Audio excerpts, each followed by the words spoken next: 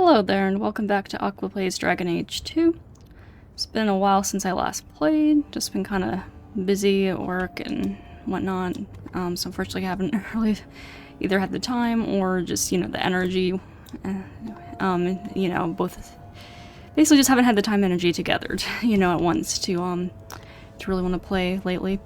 But I'm definitely eager to get back into it, and, and before I was uncertain about like why we weren't getting the quest for Sebastian and everything, and I figured out, so I have had all the DLC installed this whole time, but I didn't realize that I do have to log into my EA account, and like connect it to actually like activate it all in the game. So now you can see like there's all these quest markers popped up in here, so it looks like hopefully all the DLC should be active now. Yeah, because we can see even like Legacy, the thing for Legacy, to do Legacy and like Mark of the Assassin, those have popped up over here. And like a bunch of, I think just like premium item stuff, I guess, so yeah. So hopefully even though we progress as far as we have since we're still in the first act, I should hopefully be able to do Sebastian's stuff here so that we'll be able to have him as a companion in Act 2. But yeah, so I believe we're supposed to go to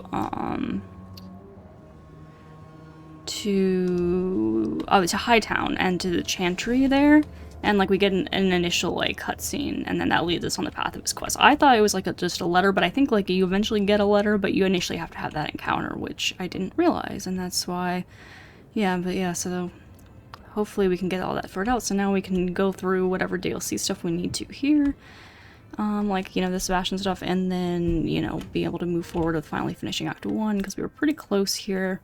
I just wanted to obviously clear all this stuff first before we do that. So yeah, and now we have the dog, our dog, which actually, I didn't realize, but we didn't have a dog before, now that I think about it. I guess, is that like premium content? I don't think we had like a dog here. Yeah, I don't think we had him before. I think he misses the open fields. Yeah, I forgot the dog was a DLC thing even, because he's actually like really useful. Like I don't know that we will, but like if we were to do the Aeroshock duel, I know like that's a really hard fight, and a lot of times you have to kind of cheese it somewhat with the dog. So yeah, but anyways, let's see. Want to play? Come on, let's play Fetch the Invisible Ball. He just needs to get out more, don't you, boy?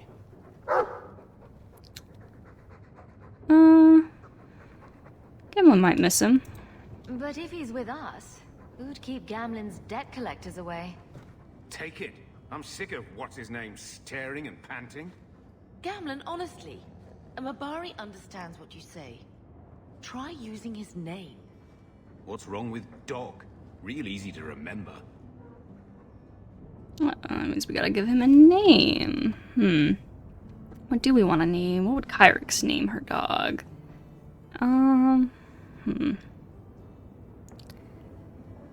Something to do with fire, maybe, because we've been kind of going at that side of things. And like the idea of Kios. You know what? You are going to be, we're gonna be Inferno. I think. Or, I don't know, is there like any kind of cool pun name I could come up with him here? Just a second.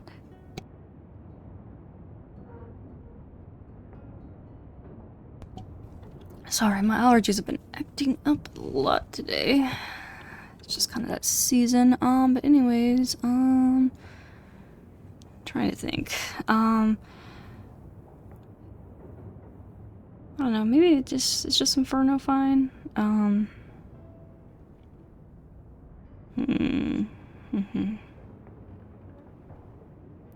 Okay, I'm trying to think of like some kind of cool like punny name, but it's not really coming to my mind right now. Still a little bit exhausted mentally at the moment, for not really even really good reason, but sometimes you can't control these things. But anyways, let me see.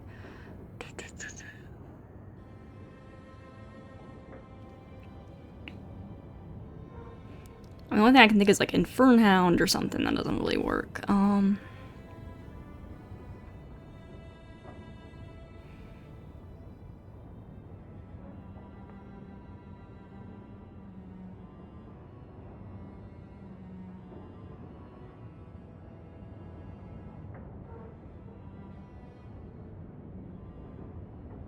Hmm.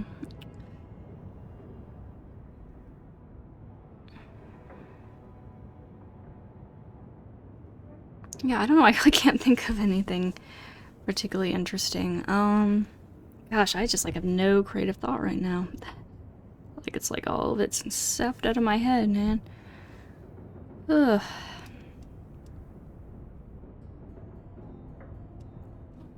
Don't you hate that? Like when you just feel like you just can't. It's kind of like, you know, the idea of like something like writer's block, but sometimes it's just like, just all creativity, just like block, like it's just a creative block, just kind of.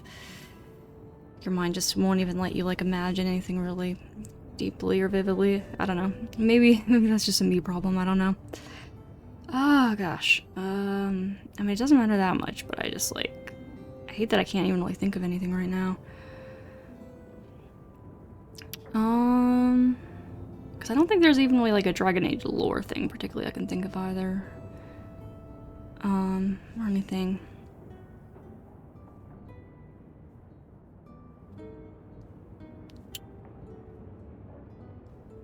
Yeah, honestly, I'm just gonna call him Inferno. I think that's just enough name. Alright, you'll be Inferno, Dougie. So I can't think of anything more interesting. You will be our fiery companion. Okay, so, let me see what all this stuff is in here. I guess I don't want to do the DLCs yet, obviously. What special deliveries? Oh, tomes allow Hawk to instantly learn abilities or improve attributes. They're used as soon as Hawk acquires them. Okay. Interesting. So, oh gosh, I get a lot of stuff here. Well, let's just take everything, I guess, for now. Yeah.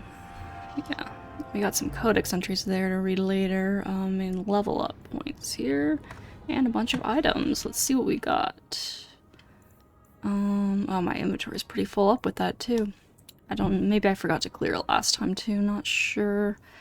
Yeah, because I don't know if I've been near a merchant in a little while.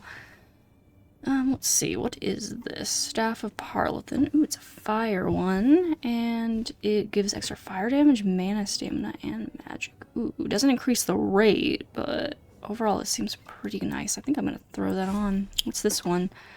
Cold one, okay. So not really for Kyrix, but maybe someone else. And then the rest of the stuff is for other people. Oh, and then this is like also stuff, yeah, for other classes more or less. Yeah, nothing really for here. Oh wow, lots of extras. Okay, well at least all the missing rings and stuff for people we're gonna get figured out now, assuming that this isn't all just like restricted to Hawk. Let's see. Ooh, that would be a good one for like Anders maybe. But let's see. Actually, I don't remember. Did I put anything in the storage chest I might want to take out? I can't remember now. Interesting. I think what I have, I really like what I have though.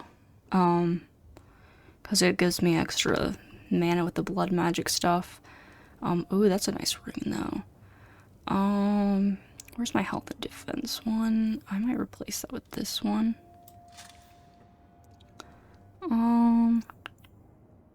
Yeah, it's always funny though how like these games will have like DLCs that just basically give you better, gear. It's like if I had this from the start, because I don't know when this stuff actually like if you just get it right away or if it takes time for it to unlock across the course of the first act. But assuming you just get it right away, it's kind of like could have just skipped a bunch of gear and just gone with the DLC gear, which is kind of pay to win kind of thing, huh? Which I'm not really a big fan of, but I don't know. I just have all the DLC. I can't remember. I'm pretty sure, like, I feel like I had to buy the DLC individually, because I know when I first played Dragon Age 2, my first playthrough, I didn't have, like, any of the DLC. And then I ended up going into Inquisition, like, without having played Legacy, and so I was, like, really confused as to why, like, Hawk was there and everything. So I ended up yeah, so when I played my second playthrough, when I actually had, like, Legacy and everything, that ended up making things make a lot more sense. So yeah, and now, of course, I wouldn't go without the DLC necessarily, but yeah, I don't know exactly where, like, all these item ones, I think they just came from, like some kind of premium edition stuff or something. I don't remember how much it all cost at this point. But anyways, lots of stuff here. Ooh, immunity to knockback. That would be good for some.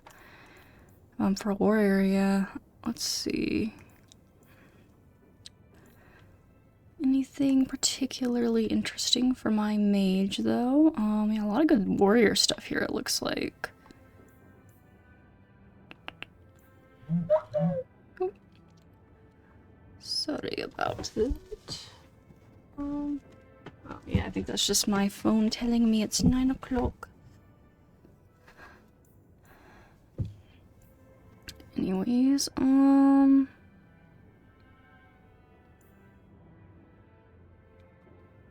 know a lot of these probably technically would be better, but I think I'd prefer a lot of these belts on other characters, theoretically. For now. But yeah. Okay. In that case, let me see what this level up is all about. Okay, so we're wanting to continue obviously with magic, but also with constitution, especially with the blood, yeah. With the blood magic, and since I am going gonna be going like pretty much full blood magic, I don't really need to pump points into willpower anymore, I remember, so it's pretty much just going for like constitution and magic. Just exclusively at this point for her, probably. But yeah, let's see, what is this? Just more weapons that I won't use? Okay, but maybe my companions will want them? Oh, my inventory's full. Well, alright, let's go find someone to sell stuff to then. Real fast. You know what, we can go to Hightown and see if we can get that encounter with Sebastian. So let's just throw together a usual kind of party here, I guess. And yeah, okay, it looks like we have the quest now. Honestly, pretty annoying they make you have to be logged in to activate the DLC and everything, though. I'm not a huge fan. Anyways, let's just sell our junk to begin with. That'll free up some room, and then we can... Actually, yeah, I should look... see what I can give to people. Anders, do you want this? Oh no, you have better stuff for you. Maybe Meryl will want that then. Let's see. Can't give you guys armor, but we can give you accessories. The what you have is pretty good for your role as a healer. This would be nice too, though. But healing by this character, like just getting that extra healing amounts, I think is just really, really nice.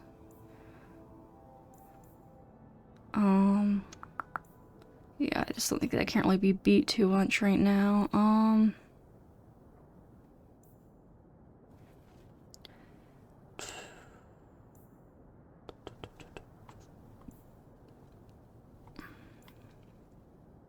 Willpower and hell, no, I like the mana stamina on him. So yeah, I think mostly just stick with what he has in that regard. Because most of the stuff seems very more like rogue and warrior oriented.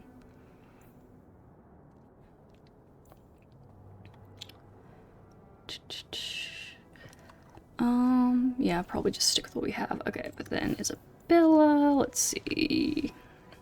Mike is in the way of seeing the stuff at the bottom, unfortunately. Let's see.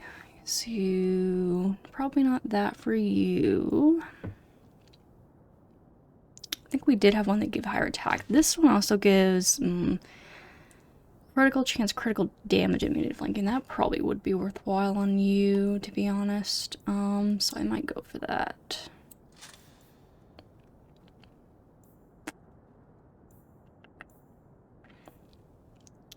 And then, ooh, this one just straight up upgrade for this ring.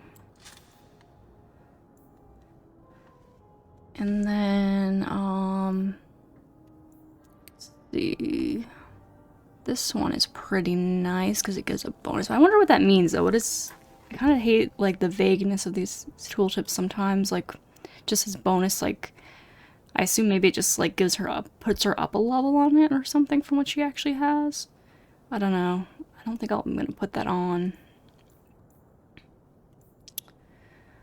Let's see. Any of this better? I don't think so necessarily. She's got a pretty good pendant on right now. I mean, less threat generation would be nice, but the attack and critical chance is also nice. That's kind of a hard one, actually. But like I said, I think I'll put that one on Meryl, probably. Anyways, let's see. Any weapons for you? No, actually. Nothing that you can immediately use, anyway. Actually, yeah, all this is, like, for warriors here, pretty much. Or, archers, as well. I guess we could possibly give that bow to Sebastian when we get him in Act 2. So you could use one of these, though.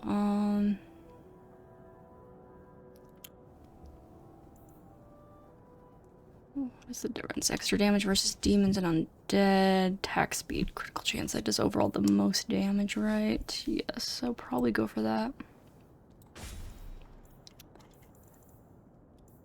And what accessories do we want to go for you? That's just straight up an upgrade. We'll probably put something better on.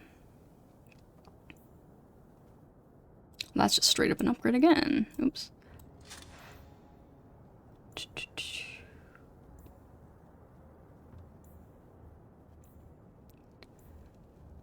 Health, 9 defense. That's a straight up upgrade too.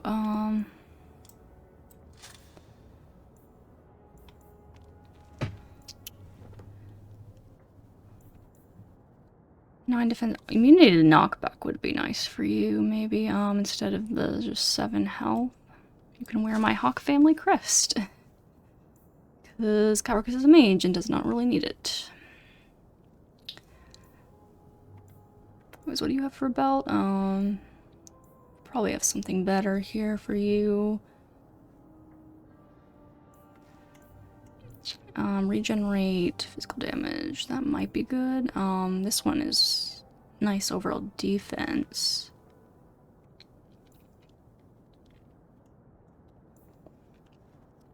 So he does already have like some pretty good natural. Like I don't know if the 3 fortitude is better, but I might go for this. Okay. And that's all for our current group. Let me sell a few more things off here then. While I'm at it. Guess we won't need this. And we don't need some of these lesser staves necessarily.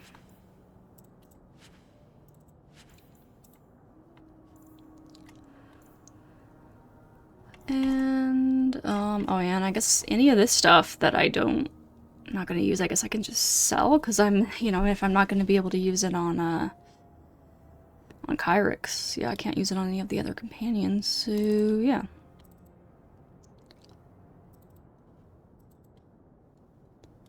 Might as well sell them off. Yeah, because none of this stuff was for mages, I don't think, or anything, so...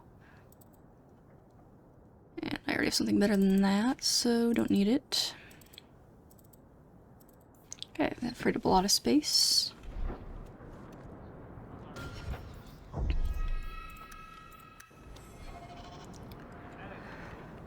Alrighty, let's go check out. And there's the Sebastian thing, and then we also have... Oh, that's for our, like, main quest, I think. One of our few remaining main quests before we go off on the Deep Roads expedition. So right now I just want to go grab this thing for Sebastian.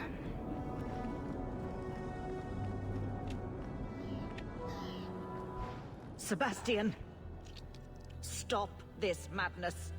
The Chantry cannot condone revenge, Sebastian.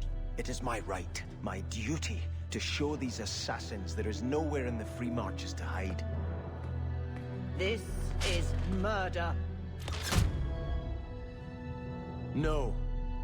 What happened to my family was murder.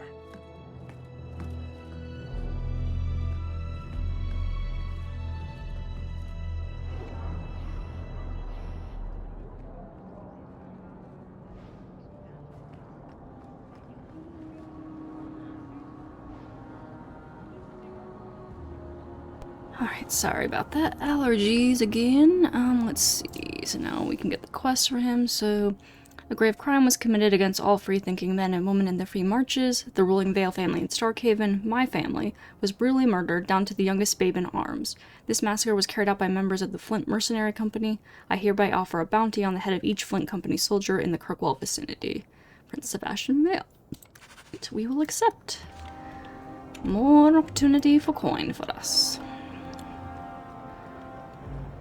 Right, and actually, where does that mean? Where do we go for that then? Does it show up?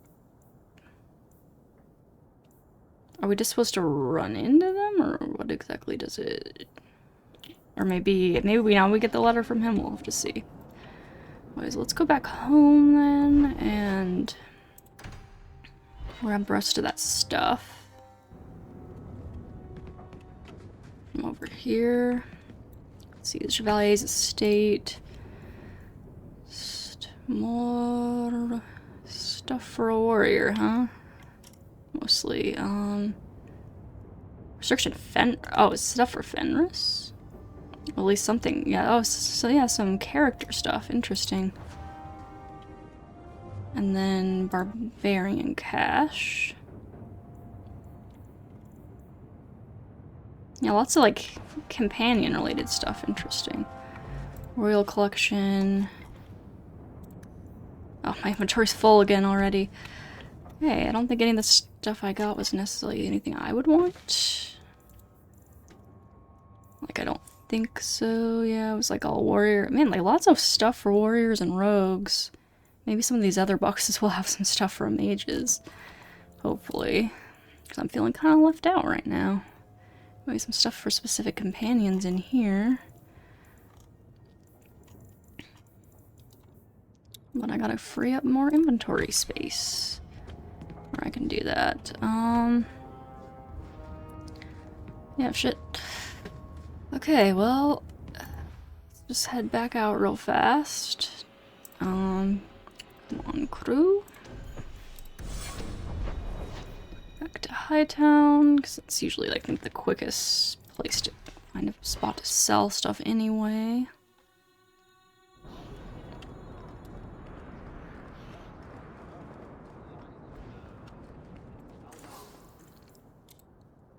Oh, you know what? I actually should. Well, I actually don't have any junk to sell, but anyways, I should take out different companions actually, though, so I can give them stuff, but we'll do that. Worry about that in just a second. You, do we have anything better? Dogs of War, not really. It says it improves with level up. So maybe we should hold on to it, but for now it's not any better specifically. This requires level 17, that's pretty good. Oh, you know, we can put some stuff in... Oh yeah, we can put some stuff in my storage thing, actually, that's what I should do. To make space here, maybe. Well, I can go through the armor, because since my companions don't wear any armor, anything that I'm not going to be able to use, I can just sell off for pennies here. Just to get rid of it. Wait, what was that? Okay, I thought I said gift for a second. I was like, well, I mean, this game doesn't have, like, regular gifts, but there are, like, a few gifts to give companions, but it's not like an Origins where you give consistent gifts, but I was just, for a second, like, oh, no. No, this is all warrior and rogue stuff, so none of this is useful for me. Okay. And then, anything we can use right now. Nothing for Fenris for right now. Anything for you for now. Bard's Honor. You could use. It does spirit damage, plus 100 all of attributes. Interesting. Spirit damage part is kind of interesting. Because, well, yeah, the spirit damage part is kind of interesting because eventually I think we'll have some stuff to improve spirit damage, but I don't know.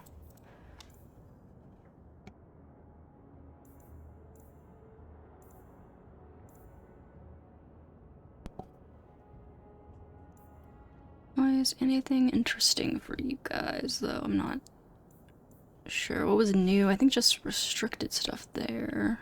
Yeah, it just looks like restricted stuff to the all for the warriors right now, it seems like. Okay. Which case, Fenris. This is for you. That's pretty damn good. You know, maybe this is why, you know, this is probably one of the big reasons why I've usually never, like, bought a lot of equipment that I can remember in H2. Maybe not just because I'll let you loot a lot, but also because, like, there's just such good DLC equipment that you probably don't need to buy a whole lot of the shopkeeper stuff when you have this stuff available. But anyways, what was up here? The lost memory. Yeah, that's pretty good. Probably throw that on you. And then back to the homestead. Save real fast, be safe.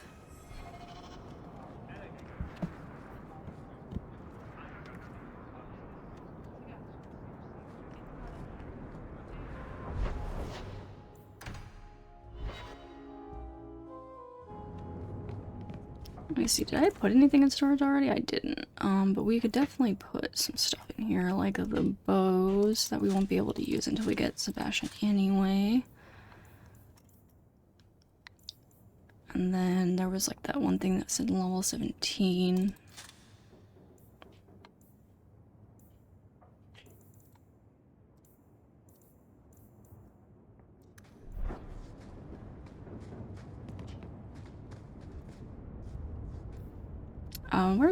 So we got the thing to bring the dog out, but do I have to go into my character to get the summon dog thing? I just remembered. Yeah, there we go. Okay, let me put that on my bar. Sustained mood and does not take anything, so we might as well use it when we can. And then the Royal Collection. Looks like a bunch of rogue related stuff. So this is our stuff for rogues, I guess.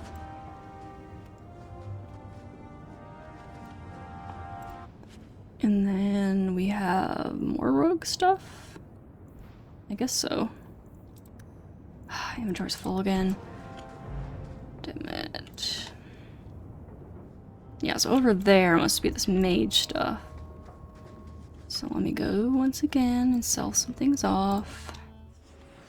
This time, let me take Meryl and my rogue, since we just got a bunch of rogue stuff. And we'll go back to Hightown.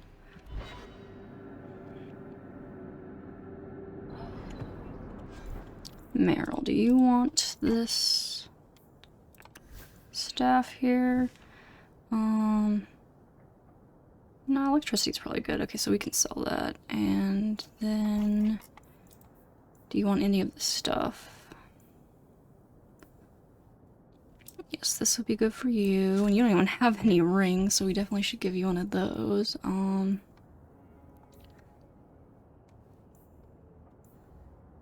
see, what do we have that would be good for you?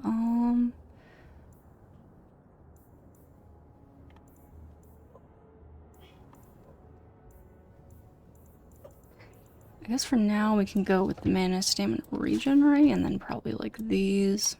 And then we'll probably get some stuff for you in the mage group stuff. What's your belt?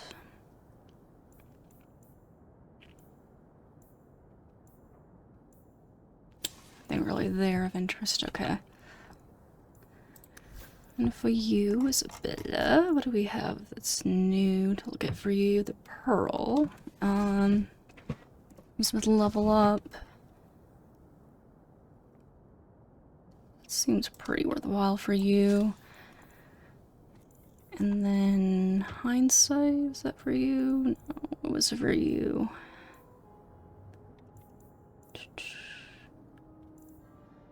Is that all that was restricted for you, maybe? Might be. And then we have Shank.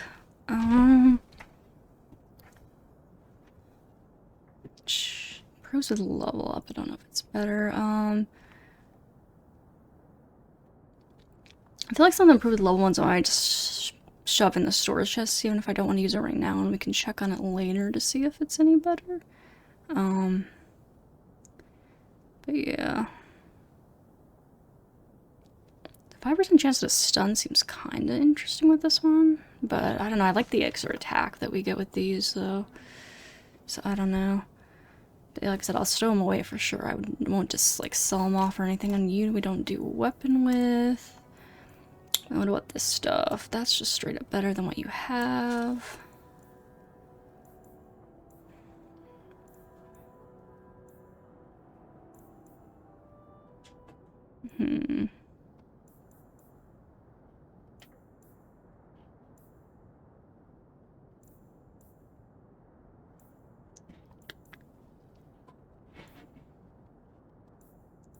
Cunning and attack speed would be nice for you. Maybe over the health regen. And then...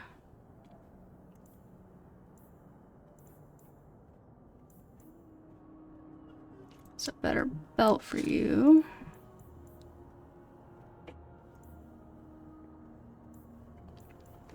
Oh, this is for you specifically. And that looks pretty good, so yeah, I guess we'll go for that. Alright, and then let me sell off some stuff here real fast. That's because you've spent too much time frolicking in the woods, Daisy. Dwarves don't frolic. Dalish don't really frolic either. Not in the woods, anyway. You have sanctioned frolicking areas? No, just not in the woods. The trees get jealous. But you do frolic. Of course we do. We wouldn't be elves otherwise. Obviously we don't be elves. Alright. Sell off any of the armor I'm not going to wear. And then we can sell some of those more basic stuff, I think, at this point.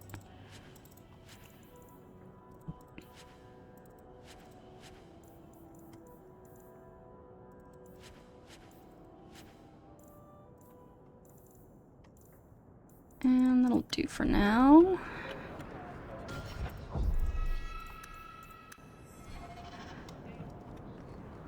Right, back home.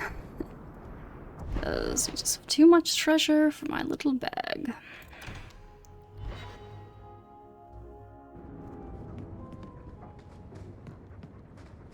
Right, the rest of the rogue stuff. And then we've got, I believe, mage stuff finally in here. And my inventory's full again. Shoot. Okay. One more time. Okay, let's take my mages and, well, let's take Anders and my rogues for now. And go to Hightown.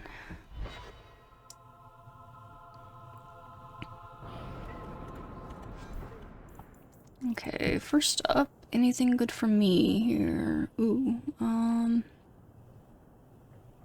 fire damage. That's definitely an upgrade. I will grab that. Ooh, well, an upgrade in gameplay-wise, not really so much in terms of the appearance, huh? Well, I mean, those weren't that pretty either, I guess, to be fair. Wait, what did just happen? Oh, this was the one I had on, right? Yeah. This is too high level for me right now. This, yeah, okay. And this is not as good as this one. And then for the helm, this is overall better, so I will throw this on. The Fugitive's Crown, I'd prefer this one. Yeah, some of this stuff is higher level than what I can use, so I'll have to just set that aside for now. What about these gloves? crossing. Interesting. Fugitive's gauntlets. Those are just straight up better. And then the boots are largely better. Yeah, I think I'd throw those on. I look like a gladiator or something right now. At least I have the no helmet on, because that is just ugly helmet there. Yeah, most of the stuff I cannot wear yet. Fortunately, but anyways, anything new in here? For me? Doesn't really look like it, okay. And then here there are some new weapons. Let's see. Fire damage 1, extra fire damage. Where's with level up? Plus, not as good for me right now, but it might be worth keeping. Hold on to. Ooh, plus 3 to all attributes. That's pretty nice. Okay, my other mages will definitely be using these. So, Anders, you can take... Even though I like what he has, though. Yeah, I like what he has because the healing by the character is just, like, so important for him as a healer, because that's really his, like, main role, so... I feel like, nah, I think I might give one to Meryl. I might hold on to some of them, but yeah. Not really do anything. See anything for you here? I think it's just the same stuff from before, right? That we already were like, nah, but maybe I might hold on to since they improve with level up or whatever. But then you might have some specific stuff here. Lady's Choice. Needed a knockback would probably be pretty good for you, but what would we replace? I guess either one of these, really. And is that it for you, maybe? I think possibly so. And then Varric, I think we got something new, didn't we? Is that Eye of the Bearded Dragon? Yeah. Ooh, immunity to stun. That's pretty nice for you. I'll throw that on you. So it just seems like a pretty good idea. And then I don't think there's anything else really for Anders necessarily, was there? Oh, yeah, there was. Evasionary's Girdle. Ooh.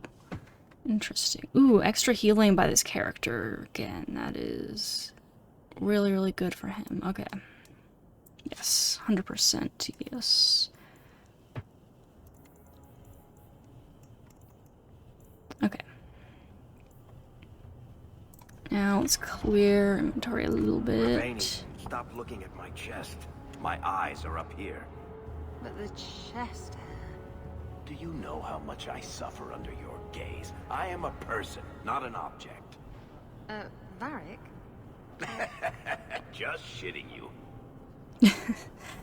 Oh, goodness. Oh, actually, you know, in the inventory screen, I didn't really care much for this armor. Maybe for one thing, because the ugly helmet kind of ruined it, but actually it looks kind of badass, actually, here out in the actual game.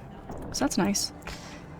Anyways, let us sell off any armor. I'm not gonna keep. We'll save anything that I can't wear yet, because I might want it later on. But anything I'm not using, we can just throw, since my companions will not need it. Oh, this one has a bonus for complete iron set, but whatever. Honestly, I'm not going to be using that. So let's get rid of that's for rogues. This is for mage. We can't use that yet. And this one I don't see myself using. Okay. Gives us a tiny bit of space. Tiny bit of space. I need to get the warriors out here so I can go through that stuff here.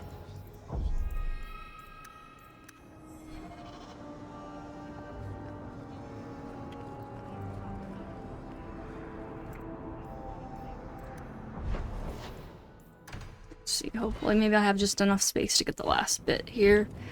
If I'm lucky. Yes, okay. And then that should be all that, and then of course we're not doing the DLCs till later, because mainly due to the difficulty, you're not generally don't want to do them until a bit later in the game. Plus, just narrative-wise, you kind of want to wait too. Especially for Legacy, I think it's better later in the game. It's a reunion with the sibling and everything after you have to leave. Anyways, so let's go then. I need my warriors this time, for sure. And back to Hightown.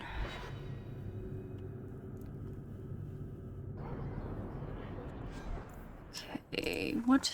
Anything else for me here? I think Joe was just the same staves. No new boots or anything that I can, no armor that I can actually use in here. So stuff just maybe to hold on to. Stuff for Marilyn Anders specifically. Okay, so in which case, Aveline, what do you want? And you want any of this? I like the extra threat generation, what you have. Assuming it actually works in this game. I actually don't know for sure, but I'm assuming it does. Hopefully they would have learned their lesson, though who knows. These all do so much more damage, but I like the threat generation. Oh, this one's just straight up really so much better, though. And then let's see. I'm gonna have to redo my runes and everything here, too.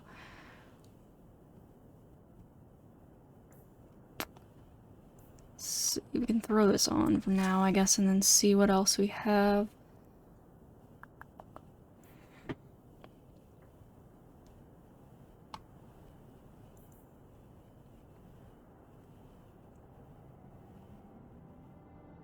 I think I like this one the best, in theory. And then for you, let's see. I think we have... Do we not have one specifically for you for an amulet?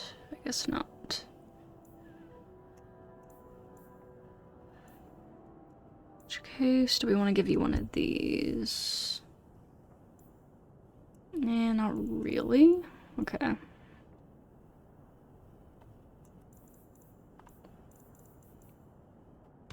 We had something specifically for her. I thought, yeah, here we go. The belt.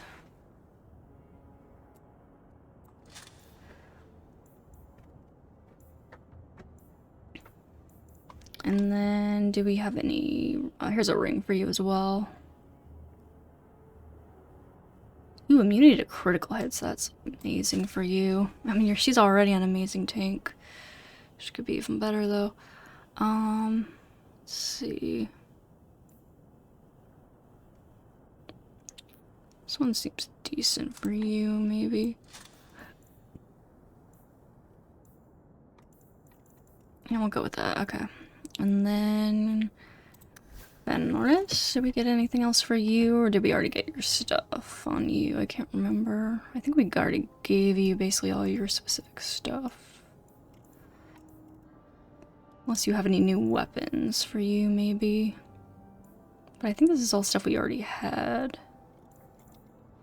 Okay, Carver, do you want any of this? We're not going to have you for too much longer, but you are going to be going on the expedition with us at the very least, I'm pretty sure.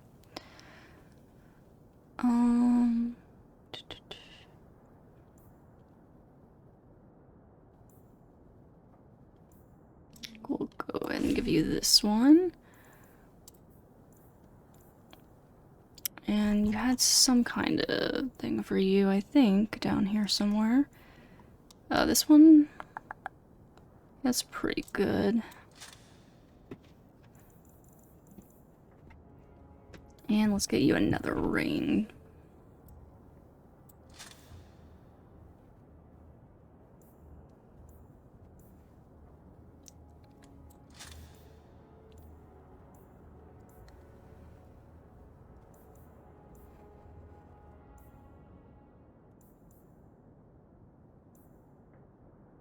That's just straight up an upgrade, but we might have something better for you here.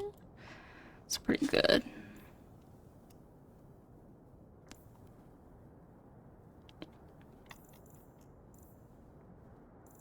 And And for your amulet, anything better? Yes, specifically for you. Sweet. Alrighty, and then I kind of just need to switch parties. Actually, can I just... Is there a switch party spot? No? Okay, I'll just go out and go back in, I guess. I guess I'll just go to my house and then go back out. I didn't get a... Oh, I do have a letter from him here, I think.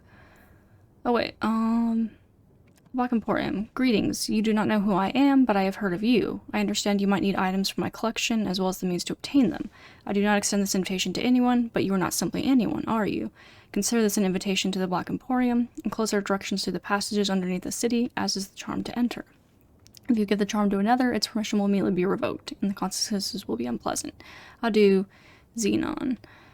Right, yep, that's the place where you can, like, change your appearance and everything. I think there's also some stuff to buy, interesting stuff to buy there. But yeah, let's see, so duty. To whomever elects to participate in the charitable deed of assisting the Vale family of Starkhaven, His Most Worthy Highness, Prince Sebastian Vale, has provided instructions for anyone brave and noble enough to attempt eradication of the rabble who dared attack his family. 3 groups of Flint Company mercenaries have been sighted in the Kirkwall vicinity. One group makes camp not far from the hills of the Sundermount mountain range. The second has been seeking information on the docks after nightfall. The third is far from the main road off the Wounded Coast. They are believed to have a small campsite well past any known landmarks. The princely award awaits whoever finds and defeats all these rogues. May the Maker guide you, Chanter Talitha. Right, and then this was that letter from his girlfriend back in Wuthering. Yes, okay.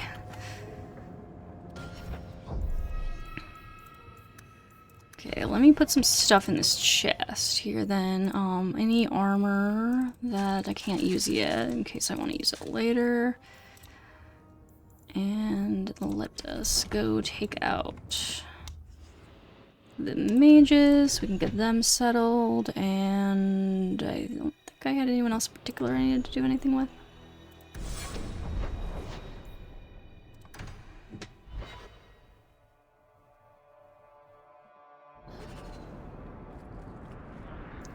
Wait, from the Kirkwall City map, go to the Black Emporium. Okay.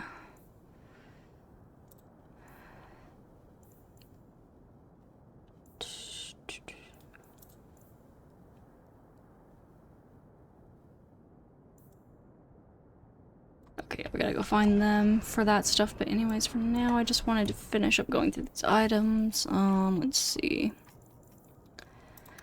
Mara, what do we have for you?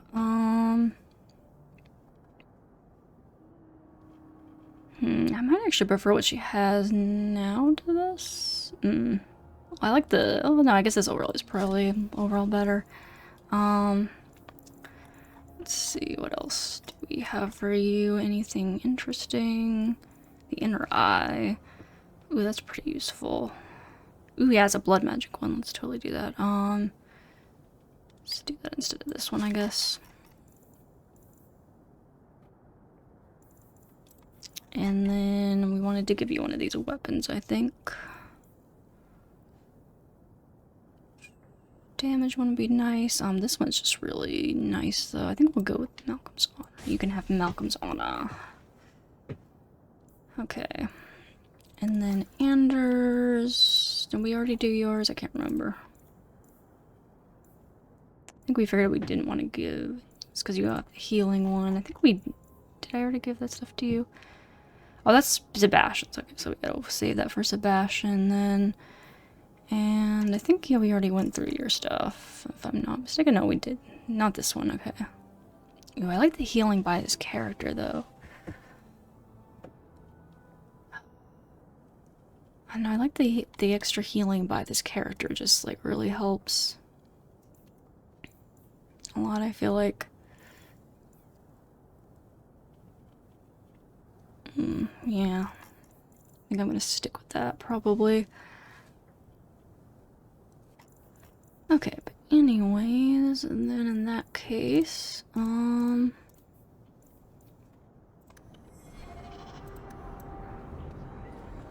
me sell some more stuff. Grey Warden. I was. I met a warden once, back in Ferelden. Duncan, I think his name was. Very odd man. He had a marvelous beard, though. I'd never seen one before. I thought a squirrel had grabbed him by the chin. I know that's true. I didn't think about the elves don't have beards. Are they just incapable of growing them? Or I guess they must just be incapable of growing beards or something. Because otherwise I'd be having to shave all the time and that'd be kind of difficult, so they probably wouldn't be like so clean shaven. Never really thought about that before. Interesting stuff, madam. Anyways, let's see, I guess anything we didn't put on that isn't like too high of level here, we might as well just sell. Or, you know, unless it's like one of the ones that's levels up. Yeah, like that one proves it's level up, so we'll keep it for now, I guess, in case it becomes significantly better later on.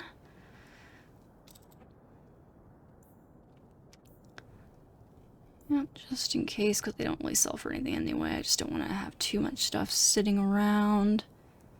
I don't think I have a whole lot of a choice in that, necessarily. That one improves with level up, yeah, so we'll keep that.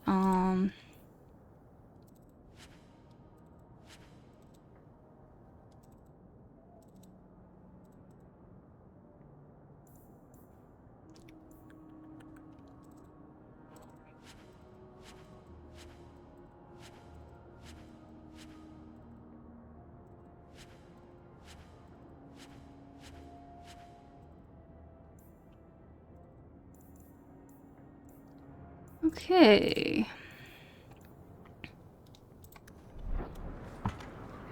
And you know what, let's go...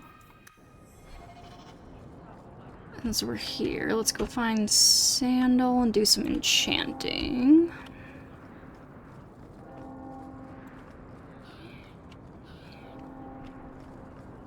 Is that over this way? Yes.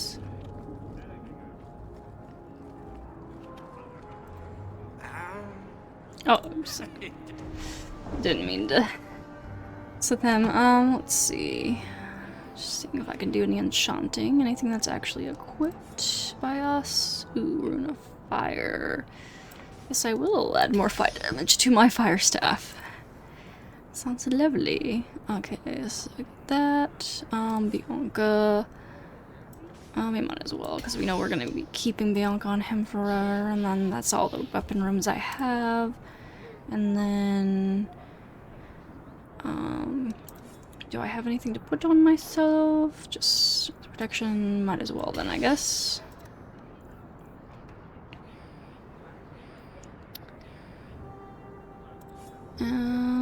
What else do we have? Because I mean, armor on me would be nice, but it's, well, actually,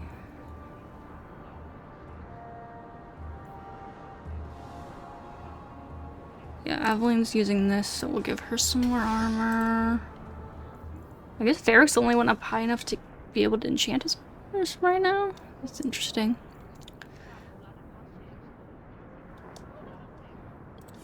Anyways, might as well throw these on here, I guess. Mind him, Monsieur. Sandal's never been one for conversation. Yep, yep. You know, I wonder why he named him Sandal.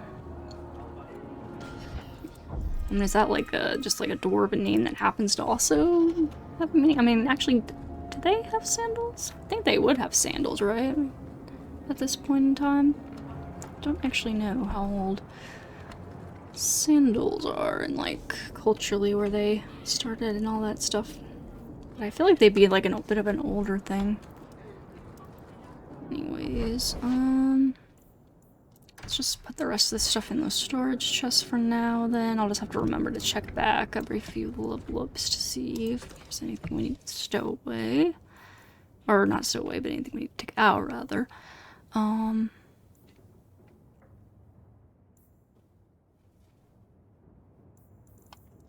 yeah, let's just put all of this stuff away. And then that frees up our inventory significantly, which is good. Okay. In which case, I think that is all of that. Let's go check out the Black Emporium real quick, I guess. And then we can go fight some of the enemies. So, let's see. Anders, as per usual, can come with us. And, you know what, since we're taking some vengeance, you know, I like throwing Aveline in the mix. And take Varric. Let's take Varric.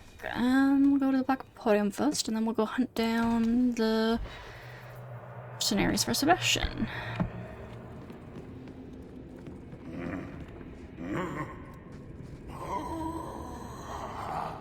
Oh, hello. Thaddeus, stand straight. Places, everyone.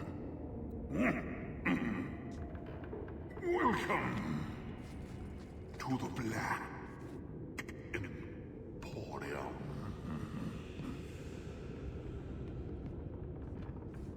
I forget what exactly the deal is with this guy, but he's just like freaking weird.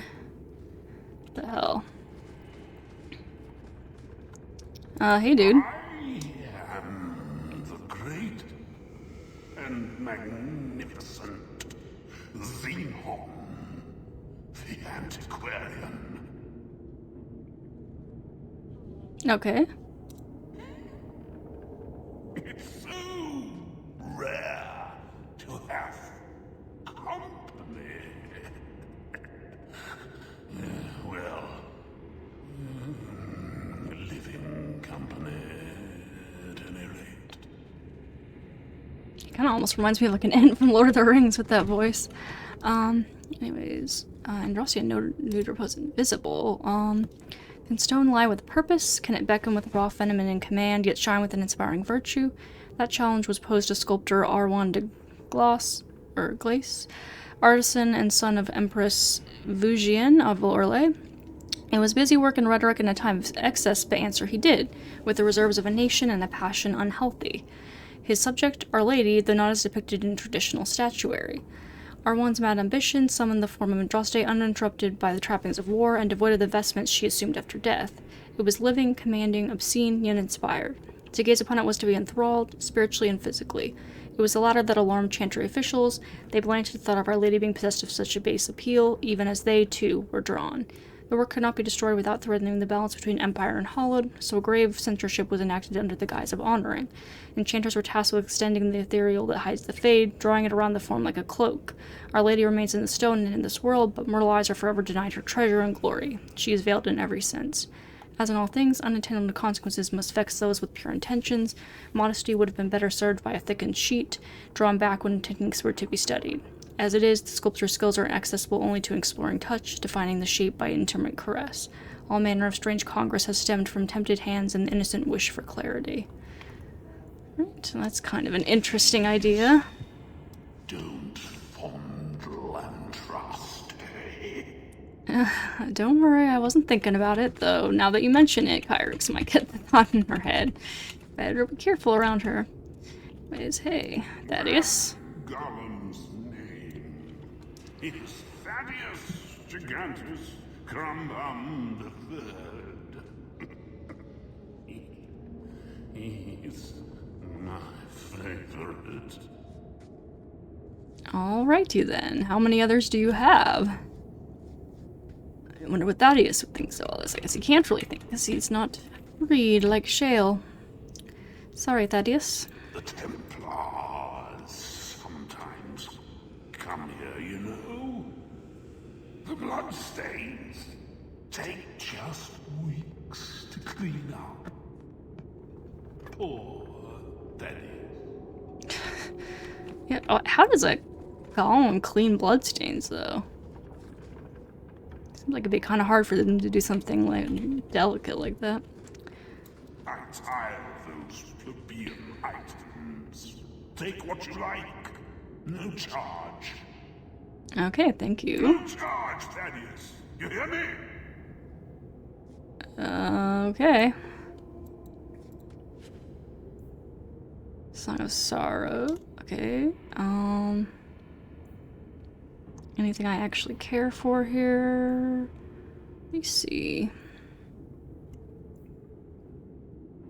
Not really particularly, but I guess I'll just take them anyway for now. Thank you. Box of Screaming. The Box of Screaming. I received the box from a man I met in the Silent Plains. He spoke little and would not reveal his name. For reasons I shall not detail here, I had been kidnapped and left for dead in that gray, wind-blasted wasteland. After days of walking, I was parched and close to death.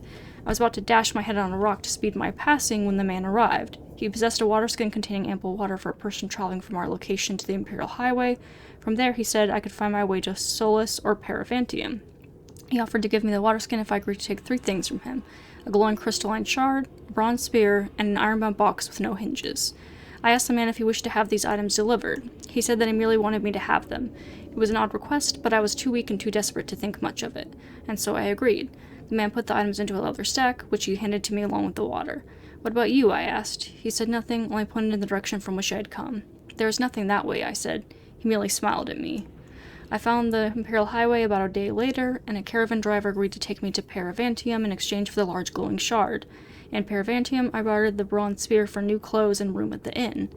That night I examined the ironbound box and found no way to open it. I held it to my ear and thought I heard slow, measured breathing coming from within. My mind was afire with curiosity, and I obtained from the innkeeper a large hammer, thinking to smash the thing open. The moment the hammer touched the box, it shrieked. The shrill sound pierced the depths of my soul. I gave the box to the innkeeper in the morning and felt better for having rid myself of it. Page torn from a mysterious journal on display in the Black Emporium. Oh, it's interesting. Who knows what it could be? Like, something like this in, like, our world, you know, we would think it's probably mostly just a hoax, but in the world of Dragon Age, it could totally be something really, really weird and awful and magical. Any comments on that? No? Pickle apples of our lap, and I almost missed this over here. I expressed my incredulity to the shop's assistant, who coolly noted that he did not like my implication. He insisted that every article in the Black Emporium was genuine, no fakes, imitations, or cheap knockoffs. I must have appeared unconvinced, for the assistant narrowed his eyes at me and disappeared into the bowels of the shop, returning several minutes later. He removed the jar of pickled apples from its display case and proceeded to carefully, reverentially remove the wax seal from the lid of the jar. I watched with fascination as the jar was opened and a single rosy apple pulled from it. It looked as if it had been picked just that day at the peak of ripeness. With a paring knife, the assistant cut the tiniest sliver of flesh from the apple and presented it to me. The flavor of that one small sliver was astonishing. It was as close to a perfect apple as ever there was. I was experiencing the essence of every apple ever eaten, and that ever will be eaten. When it was over, the sense of loss that filled me was sharp enough to move me to tears. The rest of the apple was returned to the jar, which was then resealed. I paid 5 sovereigns for that single taste, and I believe I got the better part of the bargain. Brother Genitivi, he was here too. Where has he not been? Well, it'd be hard pressed to find someplace he hasn't been, huh?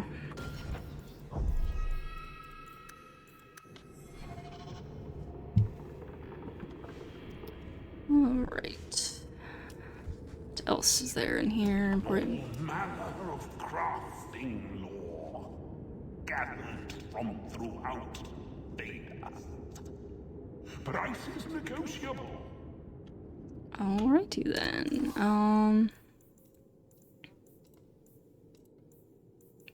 Ooh, those are some hefty prices, but those are some interesting stuff.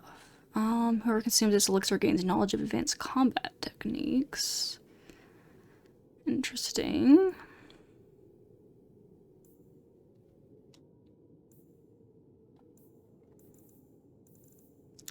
What is this? Oh, to relocate stuff. That's if you want to change up your build.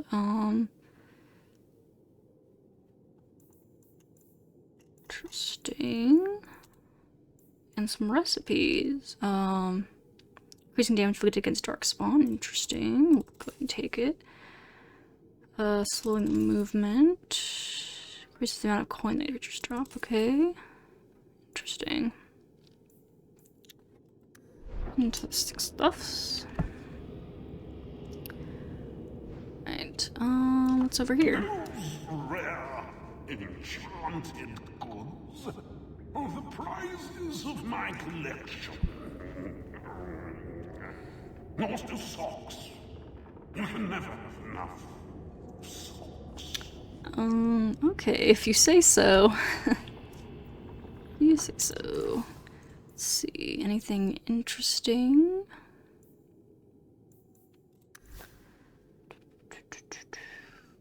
No, that's two-handed anyway.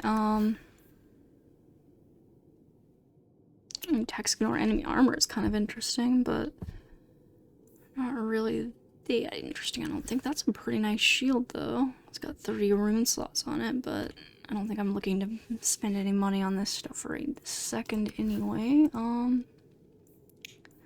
Let me see.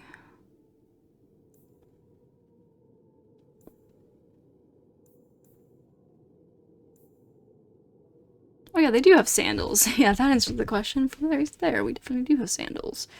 So yeah, I wonder why he's named Sandal. News. Yeah, because I don't think he ever gave a specific reason for the name. At least not that I remember. Why is anything of interest? Oh, that's a pretty nice ring, but also very expensive. Wow, okay. Now, we gotta save our money for the expedition. So I'm not interested right now, but we'll keep it in mind for the future. Oh, that's the Mirror of Transformation. Yeah, you can change your looks. I'm not looking to do that. Do not stare too intently at that. On second thought, please do. Well, that's not ominous at all. Yeah, you deserve to for making that kind of threats. Anyways, yeah, I don't need to change my appearance. I like the way Kyrix looks. And Vessel of Tears, though. Although this wax-stoppered vessel is clearly labeled Tears Shed during the burning of Treviso, many questions remain, not the least of which is, which burning of Treviso? When the Kunari conquered it in 635 Steel, when it was burned by the liberating armies of the White and Black Divines during the Second Exalted March of 752 Storm, or when it accidentally burned to the ground in 862 Blessed after a dockhand knocked over a lantern in a warehouse full of lamp oil. Even assuming the correct event could be determined, the question of whose tears have been collected remains. Presumably not any of the numerous fire victims. Surviving relatives, perhaps? Nobles with summer homes on the Antivan coast? It should be noted that nowhere on the label does it say that these tears were shed in relation to the event, so they could have been the tears of a woman in Montsmard, weeping because she was not asked to dance at the last costume ball, unaware that at that very moment one of the greatest port cities of Thedas was aflame. Yeah, who knows? That's kind of interesting.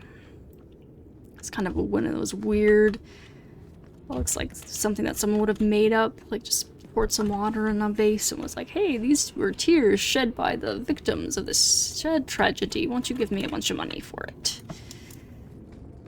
Guys, and an urchin child here. Don't manhandle the urchin.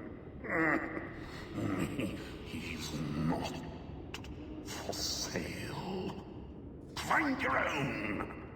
Alright. I'll find my own urchin to run my errands and stuff. I mean, he said poor Thaddeus about the bloodstains, but I assume the urchin would probably be the one that would actually be cleaning stuff and everything, presumably. And, you know, finding maybe lots of goodies for him. Like socks and stuff. Anyways, anything else for you to say? Oh, nothing else, I guess. Oh, screaming box. Alright, well, this was fun, but I'm gonna go, Xenon. Have a nice time with your urchin and your screaming box. Please, let us go check out Sebastian's mercenaries and kill them. So yeah, we need to go at night to Zadok. Here.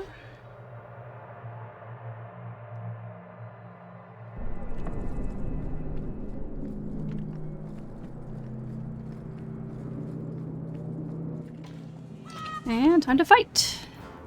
And I have a dog now! Come, Inferno. Come help us.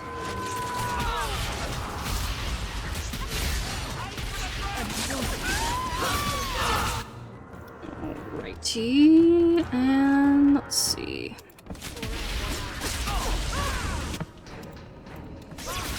Let's try out our new equipment on these guys.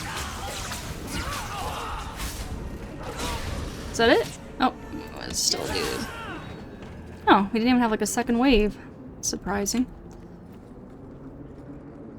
There's a chest. There. Can you do it? Easy as... Yep. Alright. Nice. That was pretty easy. On to the next. I think that's all we need to do, right?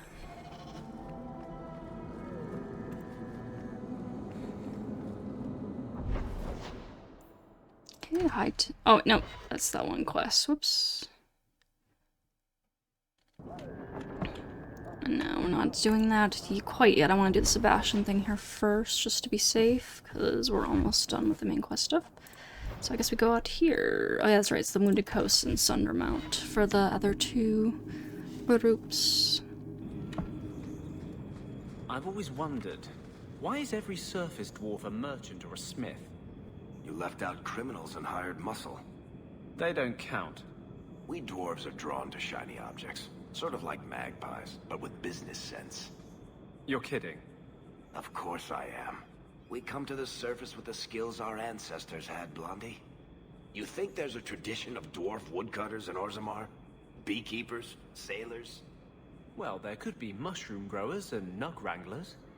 Orzammar will never let those people go topside. Too vital. Also, embarrassing.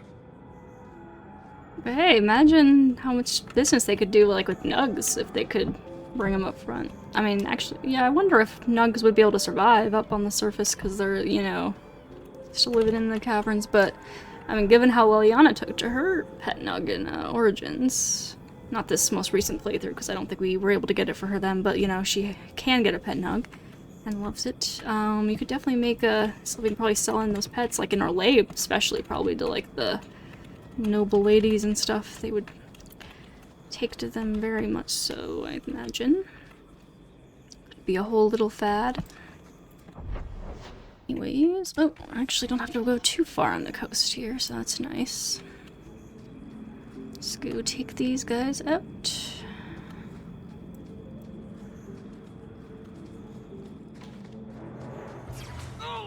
Alright. Fire! Go, Inferno!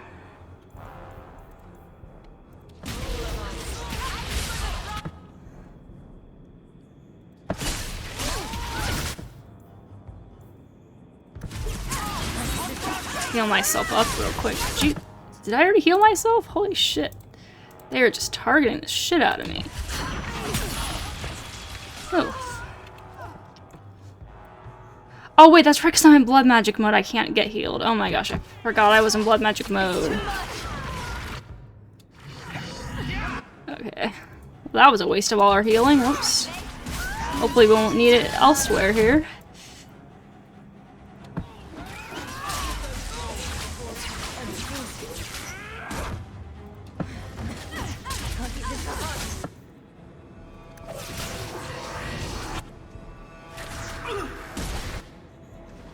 Alright.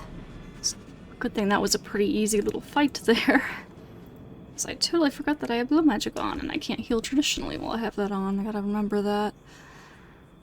Going forward here. I might want to take that off actually until I want to use it more specifically. Maybe use up my mana first before I switch over.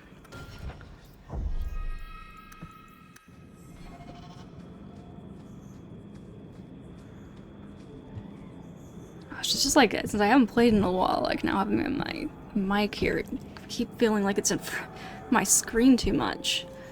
It's like weird, usually I just don't even notice it, and like I've gotten so used to having it there when I play, but somehow I'm just noticing it so much, it's really annoying.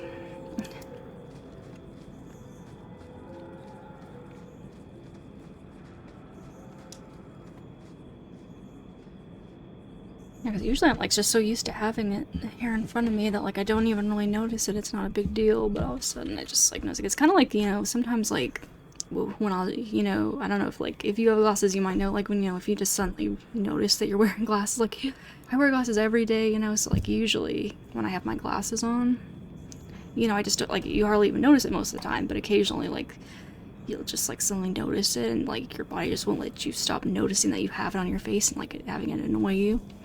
It's kind of like one of those things where just suddenly, like, you have a sudden awareness on it, and then, yeah, it's like that for me right now with this mic. Like, I just keep noticing it covering up, like, a small bit of the screen in front of me here, and usually, like, I'm able to just kind of ignore it, but I just find myself doing it. Every time, like, I adjust it here, it just kind of puts my focus back on it. Anyways, I don't know, just kind of annoying. But, anyways, moving on, let's go to Sundamount and finish off this little quest here.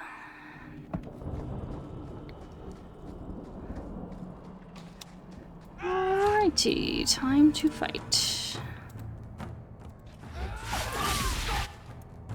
Oh, it's on cooldown, so I can't bring Inferno back out, unfortunately.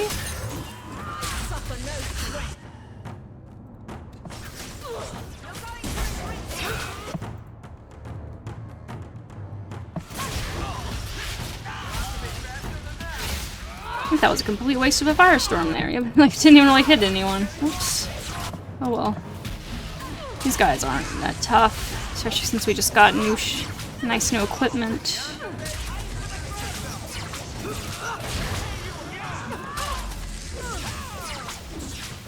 It's done. Yeah, especially because they're like don't even have additional waves coming down. These guys are easy peasy. Anyways, what do I need to do now? Oops. I've got to turn to the chantry to let him know. Okay. I can do that.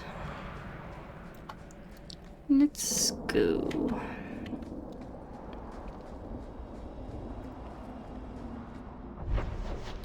To the chantry.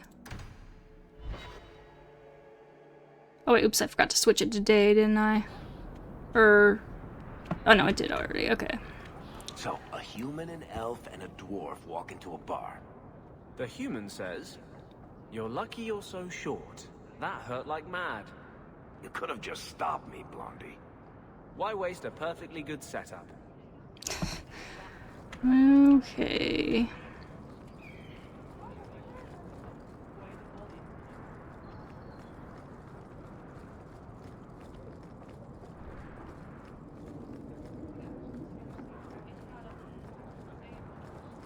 I should move to Val Royal. Okay then. Wait, am I going to the right one? Yes, okay.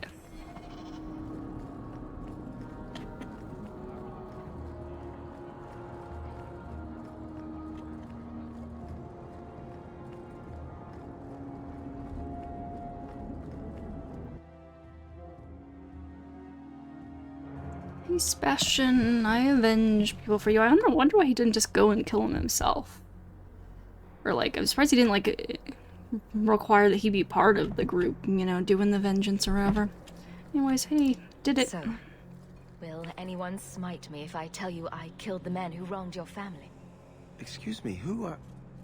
My post to the Chanter's board? Did Her Grace let that stay? I thought for sure no one even read, but you say you've killed them. You have my eternal gratitude, Sirrah. It is comforting to think my parents might now rest easily in their graves.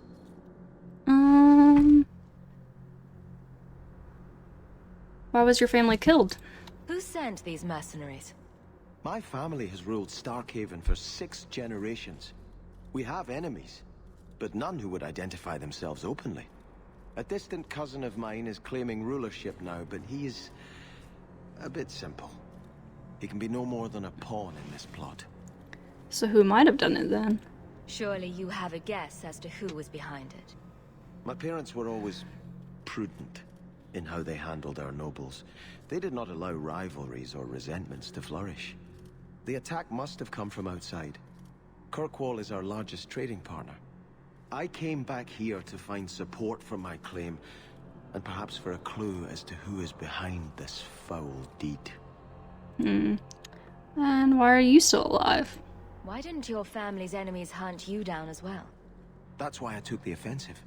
Thanks to you, those Flint Company assassins are no longer a danger. I'm the last of my line. Unless I survive, my family will have no justice. Where's my money? Your letter spoke of a reward. Consider this in advance. When I have secured my lands again, you will be paid royally. Now, if you'll excuse me, I must meet with the Viscount and petition him for aid to a fellow city. Alright, thanks for the money, and I have a level up. Ferelden in the guard. What will they think of next? You have a problem with that? Me? My family's not native either. I'm just surprised. A lot of old prejudice in the guard. I'll give them plenty of reason to change their minds. You know, it's possible they're just scared shitless of you. That's my theory, anyway. Could very well be, Vedic. Could very well be. You know, I think one of the problems with Mike is I was sitting a little too low in my seat. Anyways, not that you care, but I just kind of noticed. I think maybe that was one of the problems why I always felt weird. It's like when you do something a little bit, you know, different than you usually do, and somehow it just, like, throws everything off. Anyways, level up time. Let's see. So, like I said, we're going for magic and constitution, because we get our mana through our blood now. And it's been a little while, so I don't really, well, I was gonna say I don't really remember what we're doing here, but for the most part, I think we were pretty much just going down the line of the blood magic right now. And then I have some ideas of other things that I wanted to get down the line, but for the most part, we've been waiting to finally be able to get this ability. Yay!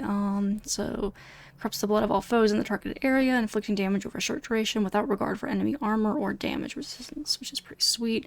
Creatures without blood are immune though, but I mean, a lot of creatures do have blood at least, so yeah. And that's pretty powerful that it, like, just ignores army and, like, damage resistance. Damage. Yeah. And that'll actually give me something specific to use with my blood magic, which is nice. Not just using it for the extra mana potential. So that'll be fun to play with here. But yeah, I think that might be about all for Sebastian then for Act 1. We're not doing these DLCs quite yet. That's Legacy, right? Yeah.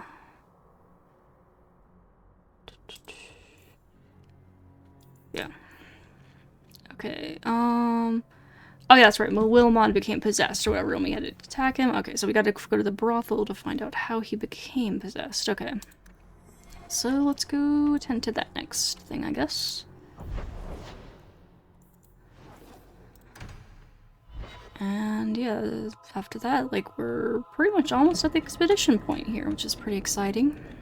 Wrapping up Act 1, which is generally, like, as far as I'm aware, like, the longest act of the game, usually. From here, things kind of usually start going a lot quicker, but of course we do have the DLCs that'll pad out the later acts a little bit more as well. Wait, the wrong way.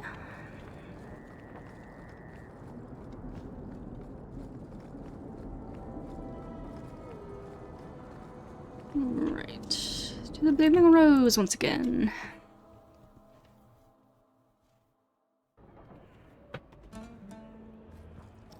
Hey, Vivica. Do you need something, honey? Do you know Wilmod, Karen? A couple of Templar recruits went missing. They were last seen here. You'll have to be more specific. We do a lot of business with the Templars.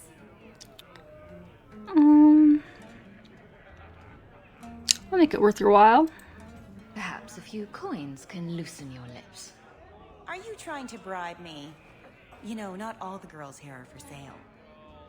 I'm going to pretend that didn't happen. Well, alright then. Usually works with most people. Most people are pretty willing to open their lips. But anyways, it's a Templar investigation. The Templars are the ones who want this information. We make a lot of our money off of nervous Templars that expect some privacy. I'll be discreet. Let me look through the books.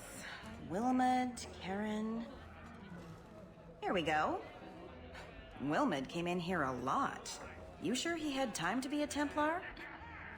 Oh gosh, what is that lady's makeup in the background? Oh my gosh. Luna, the exotic wonder from the east. the Exotic Wonder? That's quite the stage name.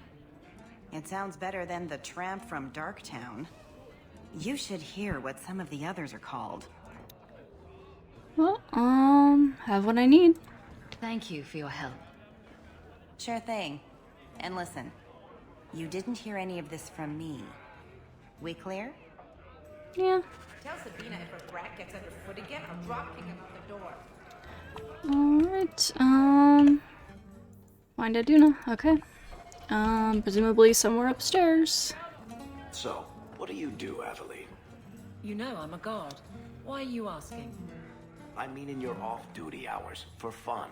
You've heard of it, I hope. These are my off-duty hours. And the trend of you scaring the piss out of me continues. It's funny, Varric. Yeah, Aveline is definitely a hard ass. It's like either she's on the job being a guard or she's running around with Hawk, also still killing people and stuff for fun. So yeah. Anyways, hey Iduna, how you doing? You must be the exotic wonder of the East. Do you remember entertaining a Templar named Wilmod a few weeks ago? Or Karen? Wilmod. That doesn't sound familiar. Drop the act. Do your clients like this charade? It must get dreadfully tiresome. Whatever do you mean?